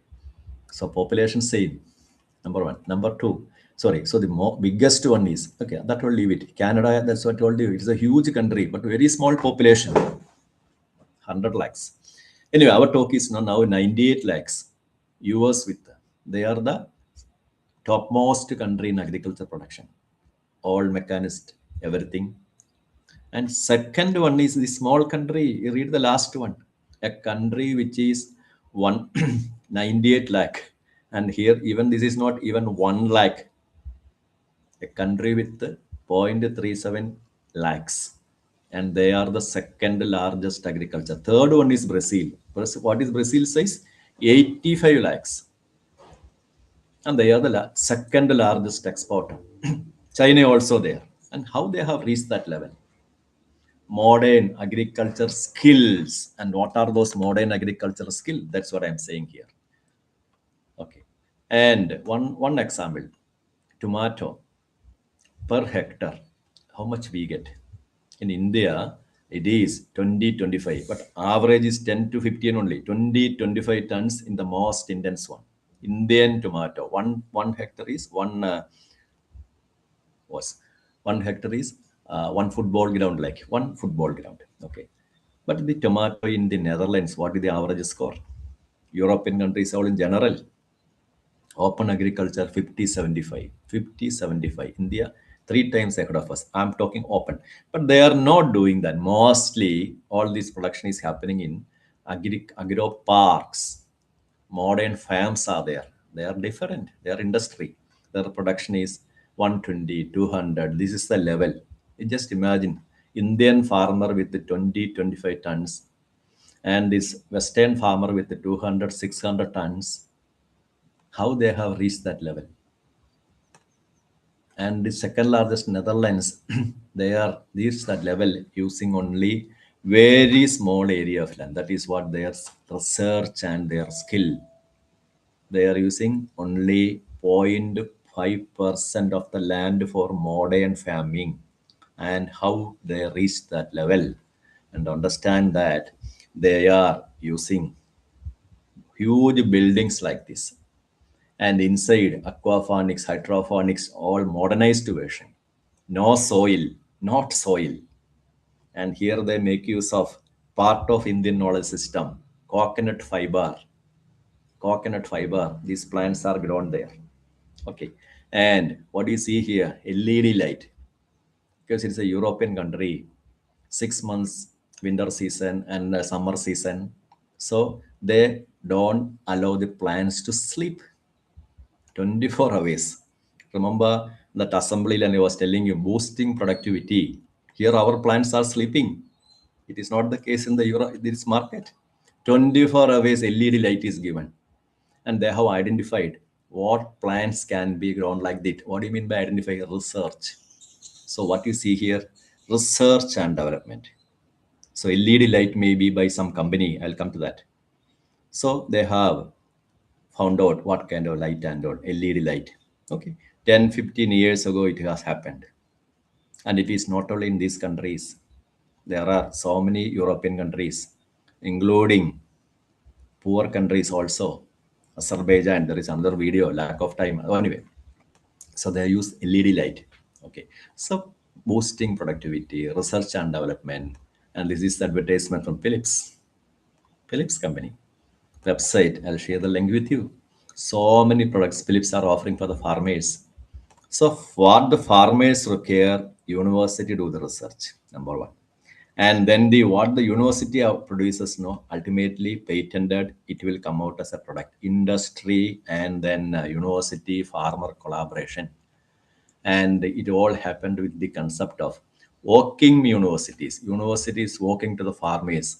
In 1940s, World War II, they came to this policy. This Netherlands, they faced some big problems there. I'll come to later. So now we just see how their agriculture farms are working. So in that video, very interesting video, and just see with an open why this is not in our country or in this kind of concept. Yes, it involves investment. Small farmers cannot do it. Small farmers, 1 hectare or 1 acre farmers cannot. And our farmers know they are not that much educated also. Investment is okay. Number one. Number two, while watching this video, what you have to think about, only 1%, less than 1% of the land area is used for this kind of farming. Is it possible in India? It is possible. Who can do it? Yes, it can be done only by the big players, but others can get the benefit that is there. And what you see here, one farm, agro farm. So this is all covered with industry. Yes, size is 10 to 15 hectares, 10 football ground or 15 football ground, huge building and covered with the transparent material. Sunlight can go in during the summer season. Winter season, there will be other methodology, heating mechanisms, precision agriculture, and material as I told you, okay, and no plastic, nothing at all. And robot, you will be seeing all the skills here. Robots are there, highly automated production, who are working there, okay, and they can grow anything in this inside. I'm showing this from the Netherlands, Dutch people. So Dutch East India Company, they were in India before the British in search of pepper, and they were defeated. You can check with the history, Wikipedia, there you'll be seeing that. They came to Kerala, they were defeated by the southern kings and all. Okay, and they went back and British took over. But now that this is not necessary. They can grow anything there. And for me, the most shocking one was coconut fiber. 80% from India or Sri Lanka or from Mexico. And they have patented coconut fiber. No, you have seen that. I'm sitting in the place where a lot of coconut fiber, we simply burn it. But our farmers, they were using it limited way. Okay. And the remaining, but you see it. Okay.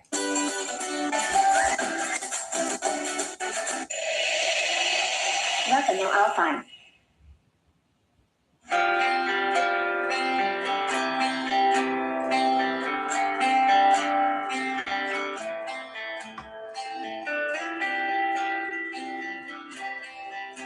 You can see precision agriculture, hybrid varieties, and transparent roofs. And these all are the young population. They are the workers there, farm help. Okay. maybe per hour, no, 10 to 20 euro or something. That's what I heard. And no plastic. And each plant plastic, as per the need. Precision agriculture, computer-based, now AI-based data analysis. And compared to US, they use only 9 liters, whereas Americans use in their industry 127 liters. World average is 230. That is why this is what we call as the most skilled people in agriculture. Yes, this category, these people, their university is very famous. So what you see here, R&D and skilled, and they are collaborating with others also. Ultimately, what we can, if you are from an institution where tie-ups are possible, you can find a way out.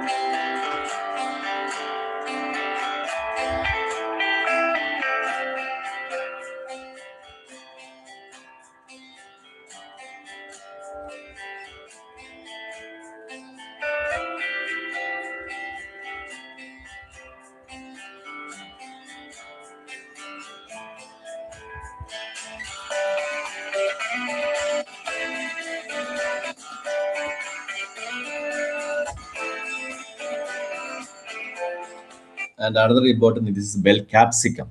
Capsicum only. What are the pests and pesticides? First of all, the pest centering is very low. Then another one, that's what, there are drones roaming around to detect what exactly is happening. What are the pests available? So when they appear itself, see here what happened now, we have to go and find out where the pests are there. Now drones are being employed. Scanning, I forgot the name, robotic or harvesting. Yeah, some name is there.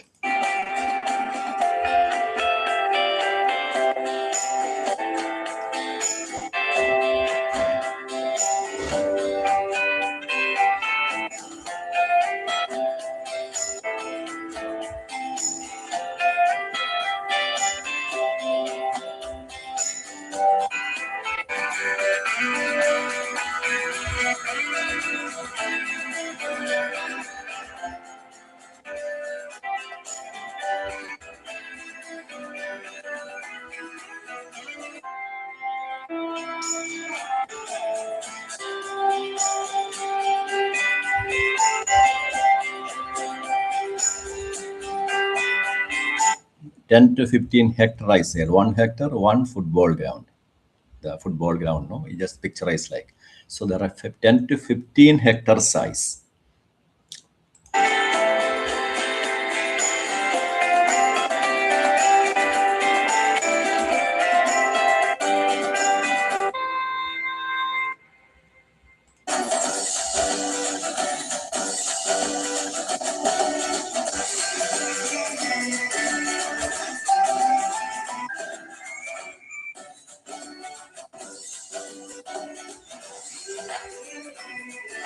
Yeah, this can be lifted. This roof can be opened during the concerned season, temperature, and all.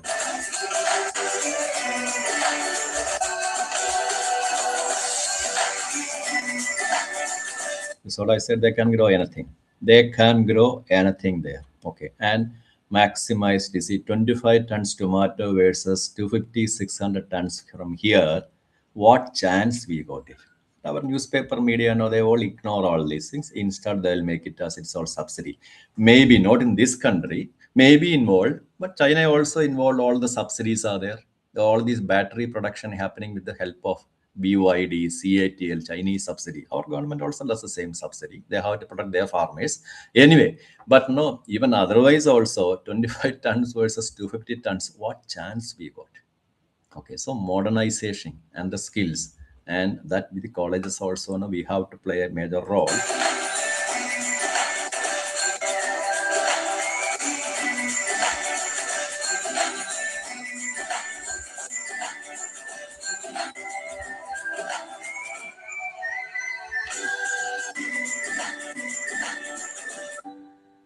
This is the interior of a single one, and since there is little time, I'll take you to one more place. That is the nearby place called Baku. I'm sorry, that is not there. One moment.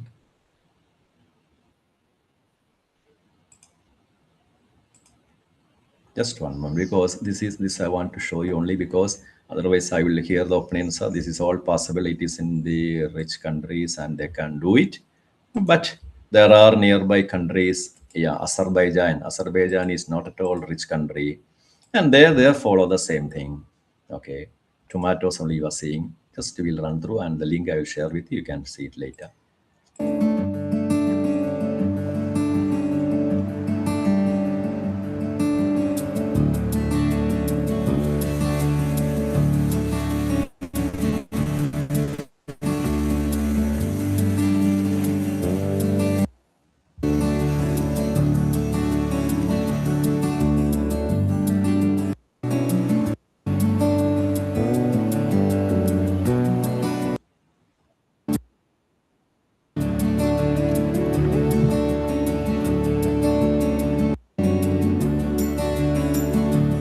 See the same technology. So the material used is not soil what we see here.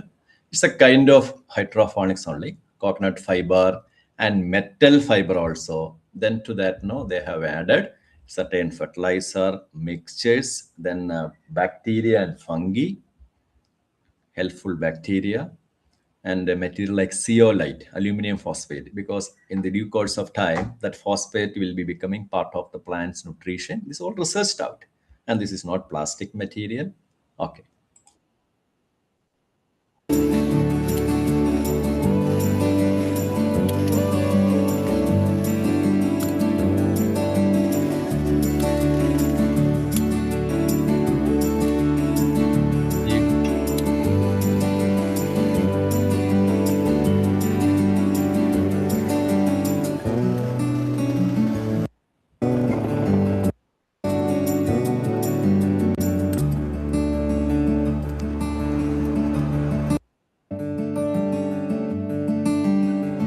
So the remaining part now you can see yourself, and I share the link and the PDF with the coordinators that if you are interested, you can watch it. So what's the purpose of showing it all? No, this is how in other part of the world, where productivity they have boosted up, and we are still with the traditional old technology. Why?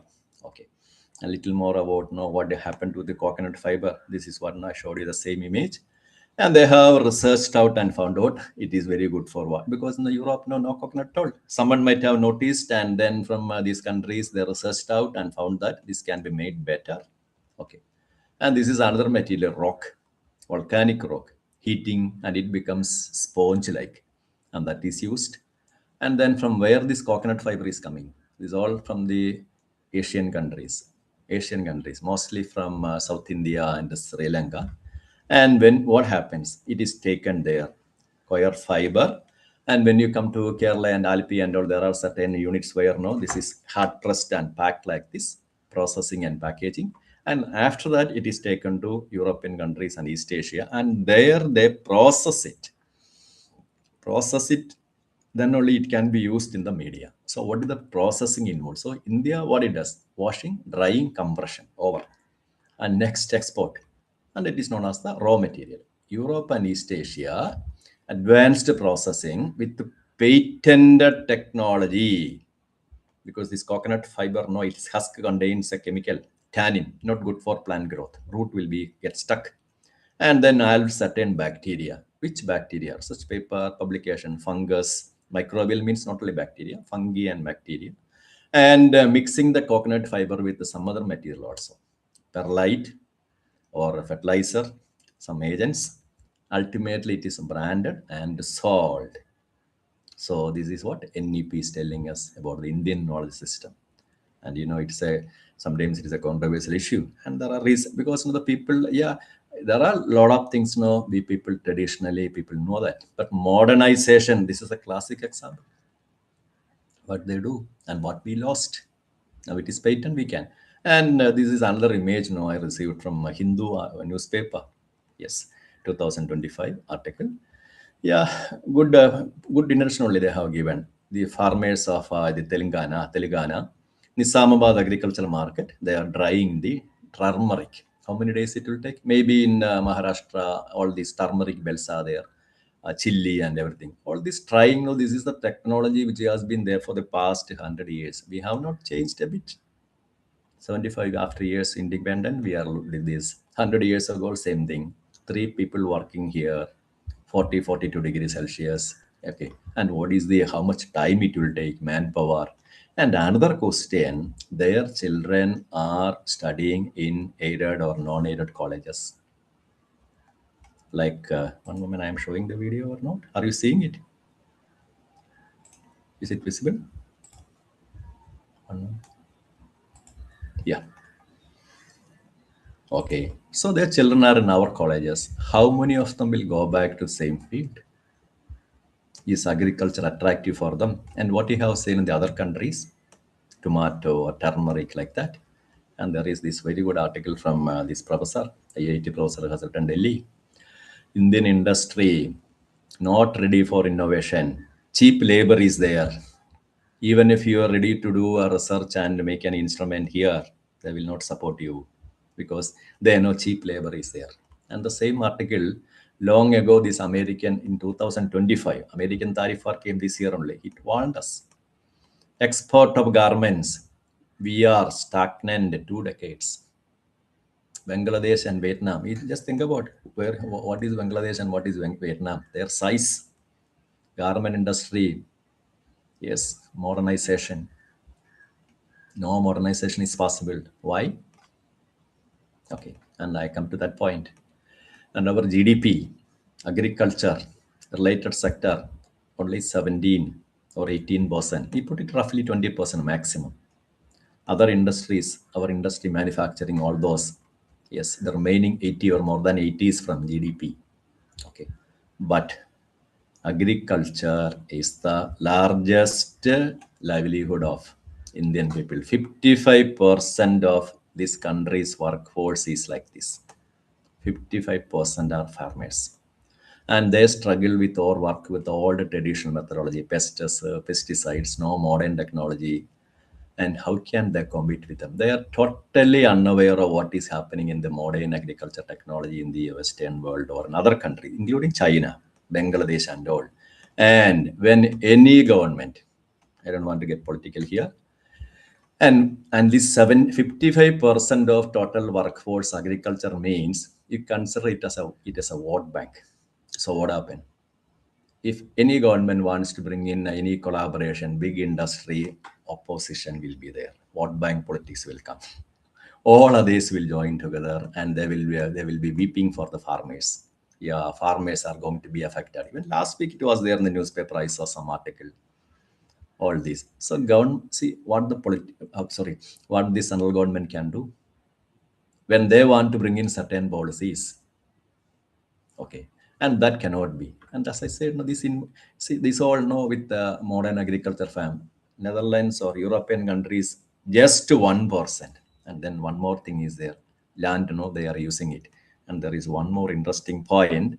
You are all there listening to me. I don't see any comments or any question. Anyway, so there is a very funny, yeah, it will appear as funny. Can you believe that fertilizer use in European countries, it is restricted, not stubborning, fertilizer. A farmer cannot apply all the nitrogen, all the urea, all the phosphorus. They want dump it into the agriculture field. There are limits are there. Crop, soil, and also region-specific limits. Potato, how much can be added? You are having 1 hectare of potato. How much fertilizer? How much can be added? Sugar beetroot. And also number of cows, buffalo, you cannot have. If you are having this much land, only 1 or 2. Because more cow means you will be producing excess cow dung, and that will be leaked out to nearby water bodies, rivers, and the ponds. Fresh water will get polluted.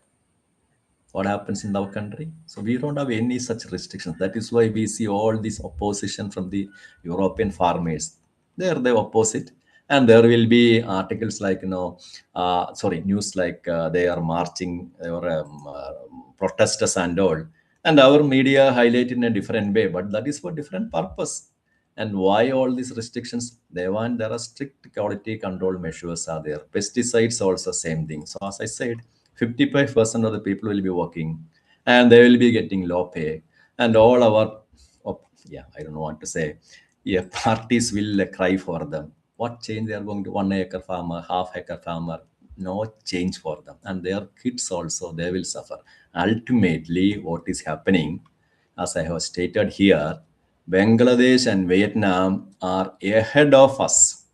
You won't believe, compared to Brazil, their cotton productivity, Maharashtra is known for cotton. International productivity, China, Australia, Brazil, to nearly 2,000 kilograms per hectare. 2,000. India 400, because they are using GM, genetically modified cotton. See, this all, it's a controversial issue. For the past 10 years, America, China, Australia, they were all having genetically modified GM seeds for cotton, not for eating. Cotton farms, they were using it. So all these pesticide issues are not there. And here now, when they want to introduce, again issues comes up. Anyway, so this is the other side of it. And so what we can do, create awareness, extension service, and value addition. This is something which I asked you, our Himachal Pradesh and Kashmir university process. How come I am in South?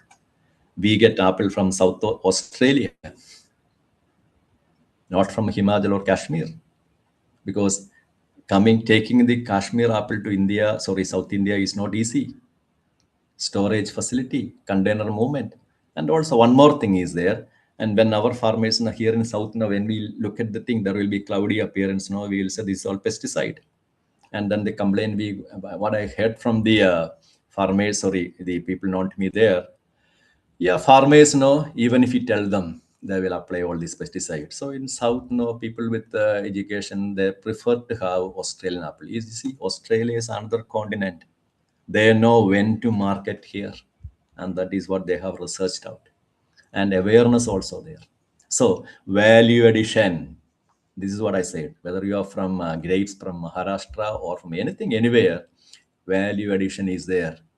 And I'm very sad to see, I'm from Kerala, a lot of pineapples, and our supermarkets are with the pineapple products in nicely packed, ready to eat form from Malaysia and Vietnam. Value addition. We don't have the technology, we don't have the skill, and this is what we can do. You can do for. So if you are an agriculture belt, modern technology. If you are from tourism belt, equip them with what are the skilled products are required there. Tourism industry required, because recently I had been to Northeast and all. They have seen all the poor, I would not say poor, but the local farmers they are selling the all ginger and all dry. Who will buy from there and all? Nobody. At the same time, you can value added products means it will be on there. So each regional college establish a model farm or demonstrate what are the latest technologies, include in your syllabus. And then you will be asked me, is it our necessity? It is not the result. Agriculture universities, that I don't want to say how many agriculture universities we have. That is why NEP has given us the freedom. You can offer any course. Autonomous colleges. Yes, I am from an autonomous college. If I feel that this particular course is, I'm from Calicut, fish is in great demand. So we have courses for that one. Honey is in great demand. Courses. So what happened? The students, they can start small industries. They're having their own farms and all. They can do that. They can market it. Similarly, also demonstrate in a region, bring in latest technologies, drones, and whether it is LED light and all, everything. Okay, that is possible. And they show it in your college and as a practical also. So from your region, it spreads in these families, and the students will take their homes, and from there it will spread. Otherwise, as I said, when government takes some initiatives, want to bring in some big companies, it will be a newspaper for all the negative reasons, and ultimately the farmers themselves will be protesting against it. Ultimately, what happens? We die down. Okay. Am I right? I'll just see what is the comments.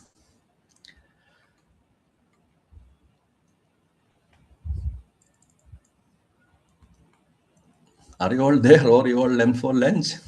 I don't know. Hello. Yes, sir. Yes, sir. We are with Okay, you. okay, that's your coordinator is yes, others no. I don't see. I hope they are all clear. Participants is also there, sir. Okay, some noise will do. You do not have to on the camera or anything because. Fine, fine, fine, happy. And then next one, this is another tragedy. This battery business, 20 years. Our neighbor country, China, their research and effort, they are the world leader. 53%, more than that. Electric vehicle battery, lithium production, solar panel, 80%. And only they have the latest technology of polysilicon. We need their polysilicon.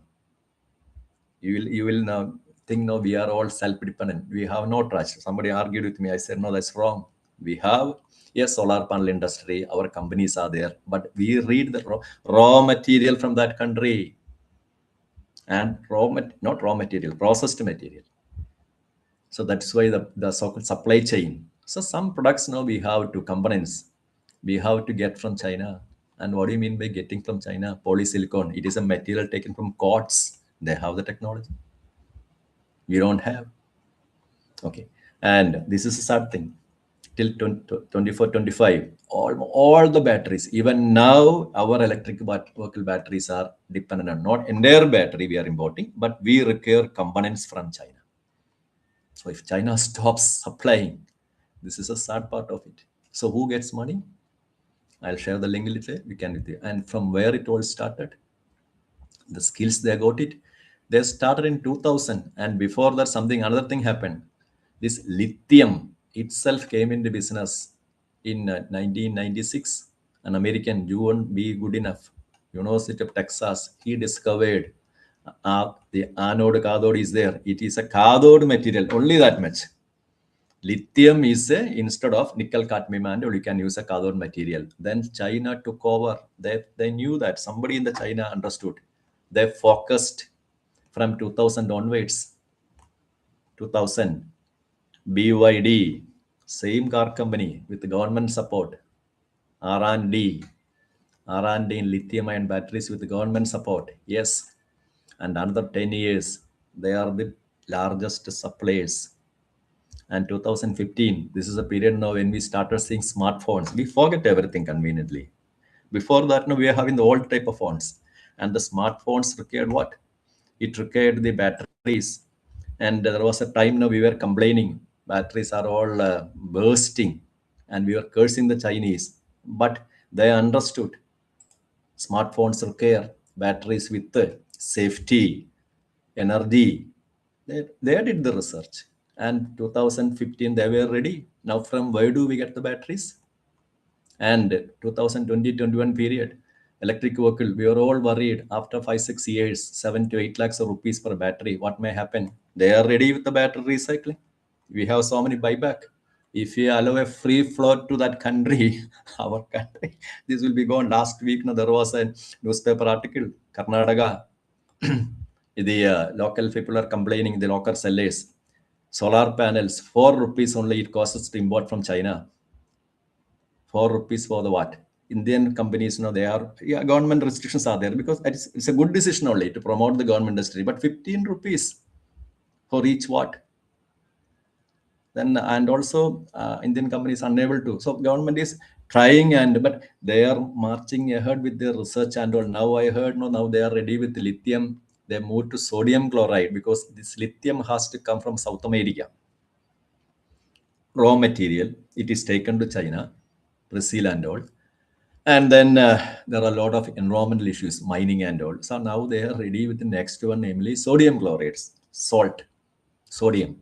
How effective? No, that will be hard to wait and see. But anyway, you can check yourself in the Google or in the YouTube and all. You can see CATL, same company, CATL, Contemporary Ambles Technology. They are the largest. They are ready with the sodium battery. And now we are getting ready with the lithium battery. Fine. This is how they're marching ahead. And other companies, they were all after nickel, cobalt. Anyway, so this is what we call skill. And the question, it is shameful thing for us. You look at this one. 17% of world population in India, what we are doing. Why we are lagging behind? And when you visit all these websites, almost all the mobile phones are related with these countries. In one way or other way, it benefit goes to the China. Not importing, but batteries and some items, components, it has to come from China. You can check yourself in the Google and you will see Micromax owner very sadly saying 2020 they collapsed because Chinese lithium battery, they couldn't compete with it. Micromax. Okay, this is what happened. And then why their global dominance? Okay, and now rare earth elements also. Last month, we were 2 months ago, we were hearing about all America was giving Russian oil. They were tormenting us. At the same time, China was importing more Russian oil. But no complaints from America. Why? Rare earth elements, 17 of them we have. But all this is not rare at all. It is present. Only thing, the skill to process it. China is there, again there. And America or Europe cannot antagonize them. Their rare earth dominance. They have reserves of this one. India also has it, but technology from the rock-like raw material, separation technology, most efficient one with research and industry, China. 20 years of 1980s onwards, chemistry, metallurgy, they did that. And all this sort of softwares recently banned. Before that, from where all the idea comes up and why, what is happening. And this is another thing, smartphones, I didn't tell you. Rare earth elements. If China stops supplying, yes, smartphone industry of India, electric vehicles of India will be affected because each smartphone, each electric vehicle, it requires about 6 to 8 of these materials, rare earth elements processed and coming from China. One example, camera lens coating. It requires lanthanum. It has to come from China. What mobile phone without smartphone, without camera, you can just imagine. That is why even US also, they treat China respectfully. And for us now, we got nothing to offer. And that's what our government now trying to do, semiconductor industry, everything that is possible. Ashwini Vaishnavan, you can refer yourself in the news and see 6C component, 6C components of for the semiconductor industry, 75,000 crores of rupees to companies. Do everything like this. But there are certain complaints. Anyway, that part I'm leaving. Now we have to ask the question, how they have reached this level. Our nearest neighbor, which was behind us in 1990s, how come they are ahead of us like this? Yes, vocational training, government policy. So NEP is a government policy. Education reform, now we understand. Industry collaboration, yes, we have, we'll see that. And cultural mindset.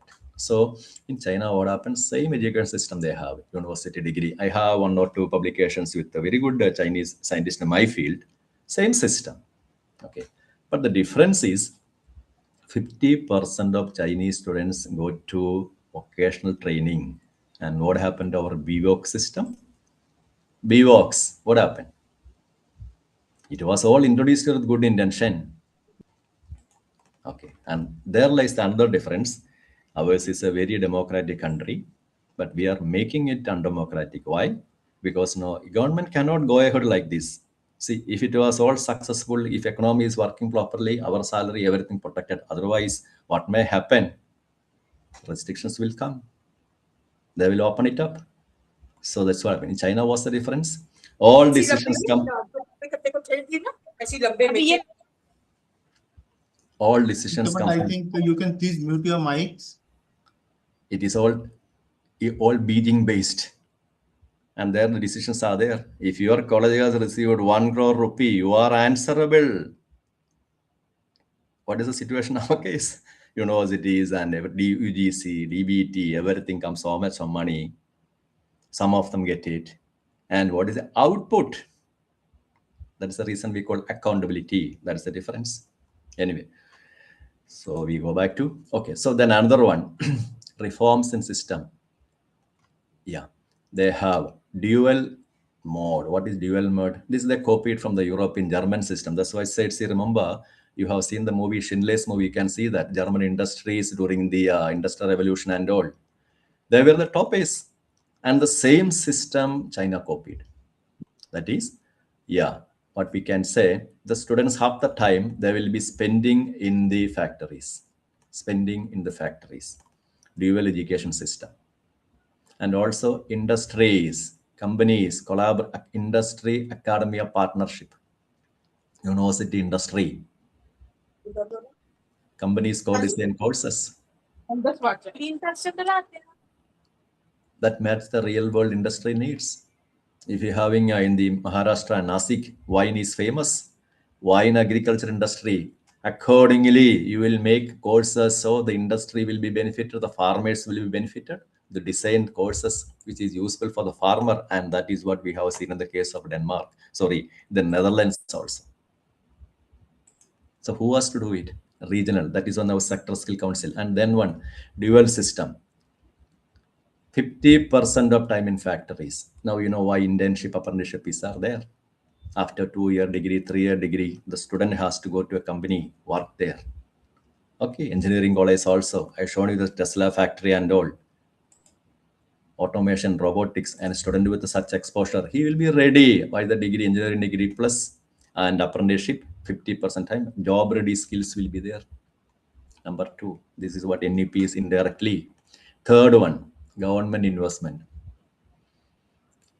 Government investment is there. I know that very much because I belong to a college where we got DST project and FIST, everything, but based on the publications and all. Okay, college also got the funding, and 2005, I think we were the first one to get. So it helped us.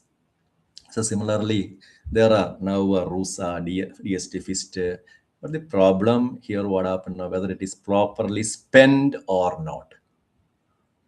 Money is given for making labs or everything. Okay, in China and all, it is conditional that it should be modernized and it should be needing AI, robotic training center, tech giants, that is there.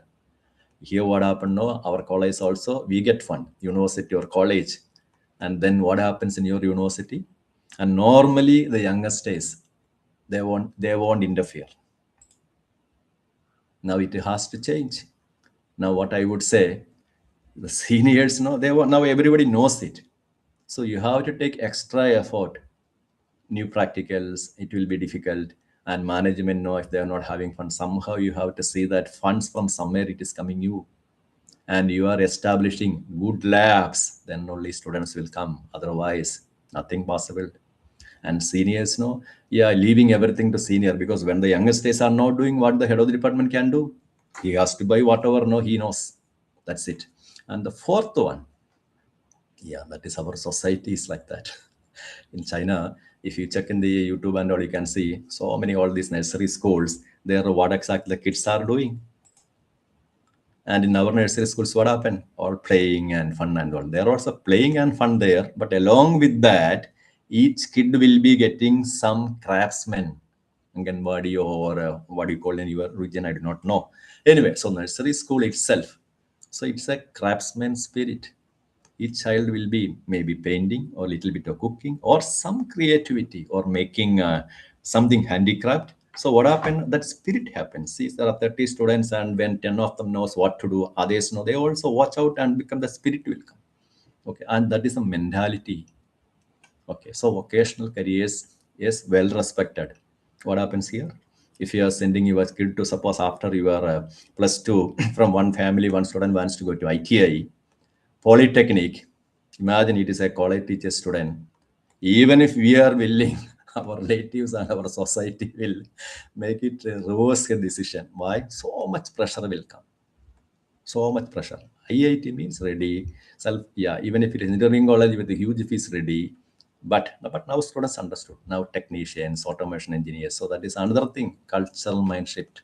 And next one, curriculum, what to bring in. This is all necessary. Engineering college or other college also, you have to see how you can offer a course here. If the student is interested, let him go and study. You know how to say. And that is what NEP is changing. Same option. You're offering so many courses. Otherwise, NSDC courses are there. So outdated skills, it won't help. And many of our practicals, You just think, yeah, and if you are from a autonomous college department, you ask yourself, what is the point in doing all these practicals? It has been asked to me by many students. I said, no, I cannot do anything about it.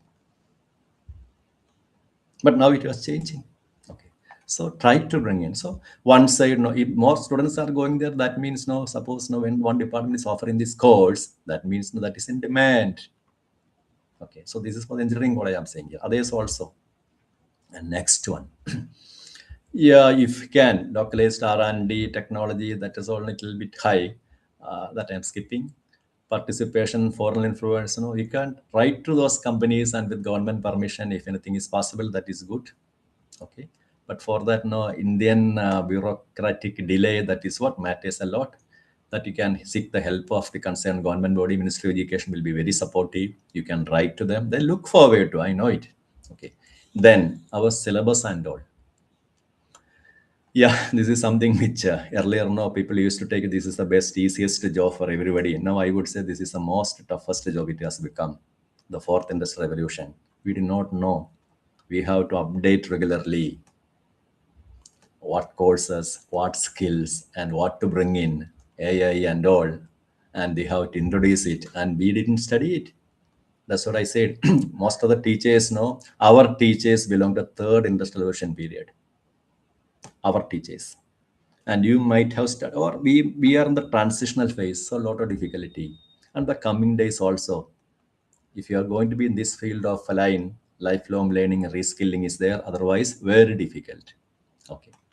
So now we understood why where we failed, not failing or lagging. So we are trying all that best is. Okay, so this all I'll share with you later.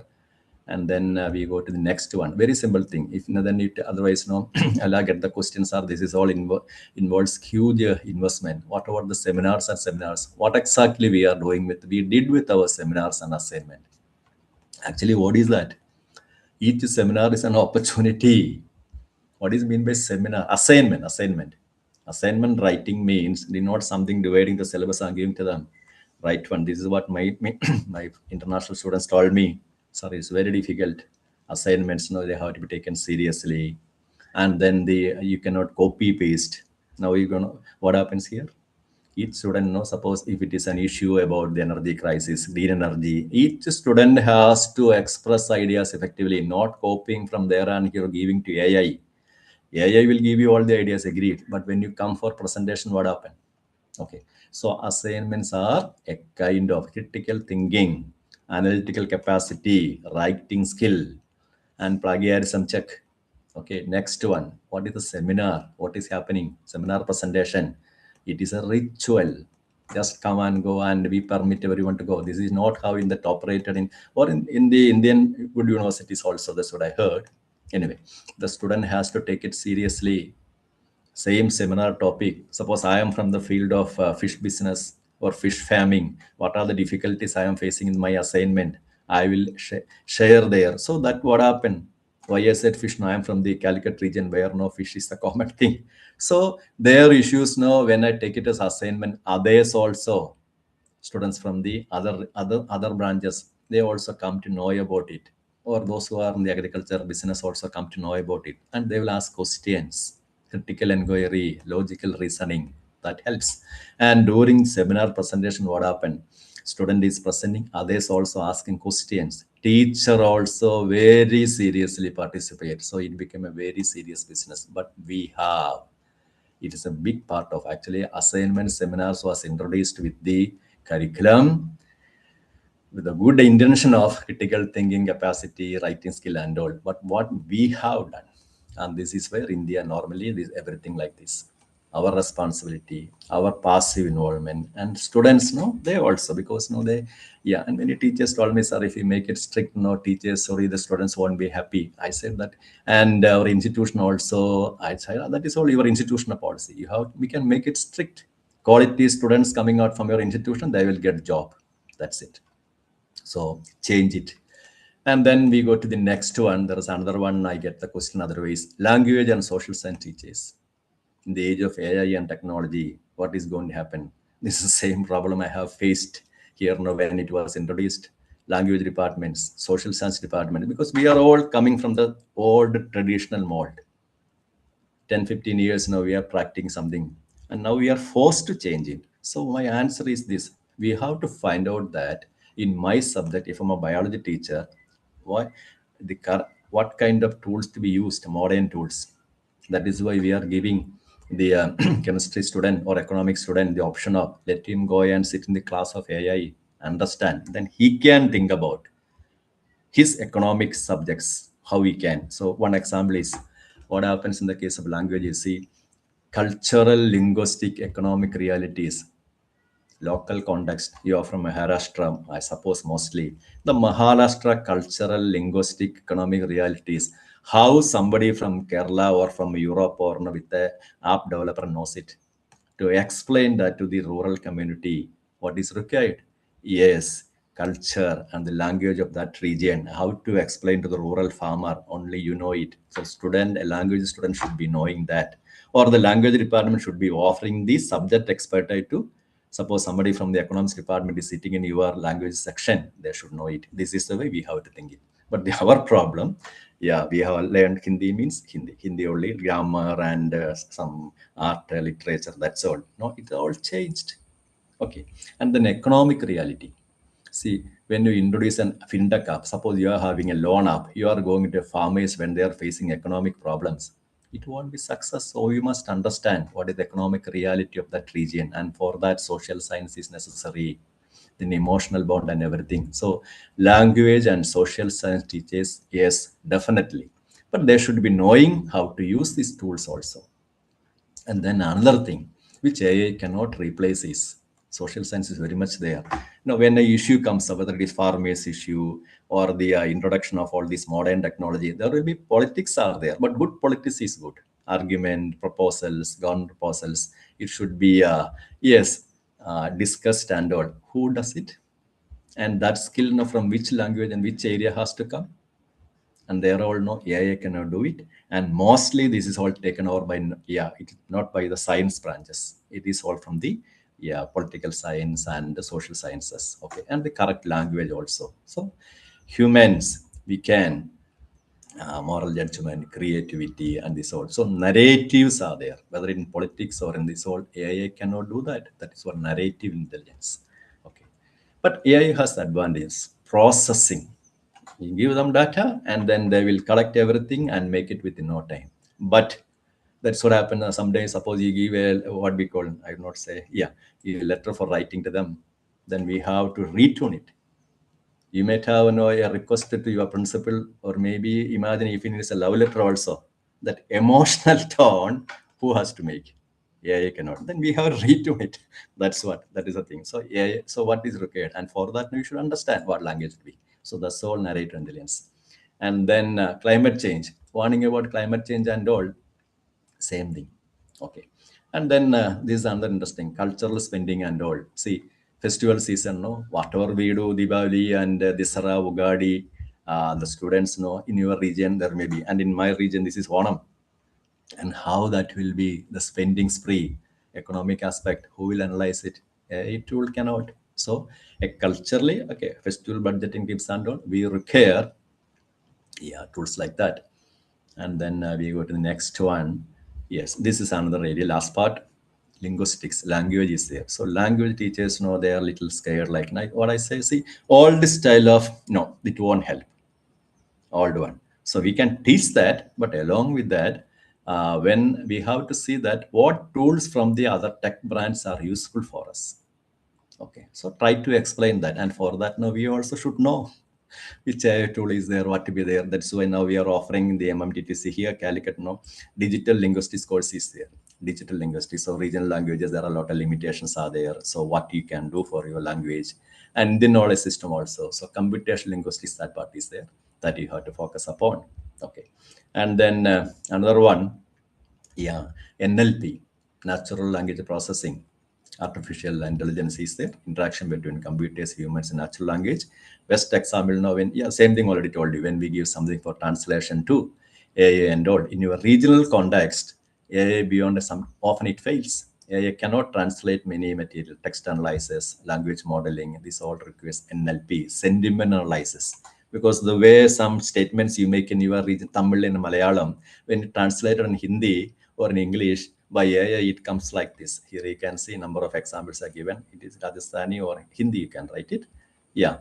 Yeah, Marathi idiom, no? Yeah, it will be statement will be you give to AI will be nicely translated like this. But actually the meaning is that, so that's what we call this regional context wise, no, language wise, regional languages are rich in metaphors and idioms and all. It cannot. So we have to see, yeah, there and all, no, our skill become necessary. Okay, so language teachers are very much essential there also. Then one more thing is the case of, yeah, discourse and like social media. What kind of language to use in social media platform? If we may not be writing, but the people, there are a lot. Dr. Shafali. There are a lot of people who are writing in this field. So what happened? And they all know what kind of language to use in social media. You got the point that I'm talking about language. Language needed for social media statements. Okay, same thing. So that only that we have to. No point in telling no, we studied classical literature, classical language and all. That is not. This is what the society needs now. Okay, so if students are writing in the YouTube or they're making their own according to the need of the society, change it. Okay, and then power dynamics, politics also. So in the often software, sorry, not software, the media and all digital media, we see that Donald Trump with all his statement. Do we think this is all crazy statements? He knows that what to speak, what mannerism to show. That's what I feel about it. He knows that. So most politicians know that. So they are all getting the support of all same thing, NLP and the people where what kind of language they used in the thing. For attention seeking, they will do everything. So I come to an end of it because another 7 minutes to go. And then, yeah, there was, okay. So if you have any not questions or no, I may not be able to answer because this is a new field for all of us. And we have to, this kind of changes are necessary. So maybe some new ideas I may get from you or some new directions. If there is any errors in what I said, no, I'll correct later. You take that way. And, thank you, sir. Thank you so much. Yes, sir. Thank you. We have reading the comment in the chat box that the session was going very nice. I think participants required some time to frame such kind of question because the sessions was very data driven and the different type of skills are there. Definitely, sir, they would require some time to frame their concepts and some questions on this topic because the topic is very huge. So yes, comments are there. Sessions was nice and informative. So yes, participant having any questions or the queries? आप में से किसी को कोई questions या queries है? Yeah, I would say, sir, it is a food for thought, no? Because many of this I have learned from my students who went abroad. They came back to me, and my position also helped me. Then, Bloom taxonomy means please say, Bloom taxonomy level. Yeah. Jivan sir, you have muted. I don't know why. Jivan sir, it is not audible to me. Sir, Bloom taxonomy level means. Yeah, that's a different thing, no, because that is all this OB and education teachers, they take it. Bloom's taxonomy. Yeah. So whatever they said, the one which I told you here, these are the facts. Okay. And have quoted that. That's for the which one? This one. Bloom's taxonomy here, no? This is the one you might be telling me. Am I right? Okay. So this is lower order thing. School level, what happened? Higher order thinking, what happened?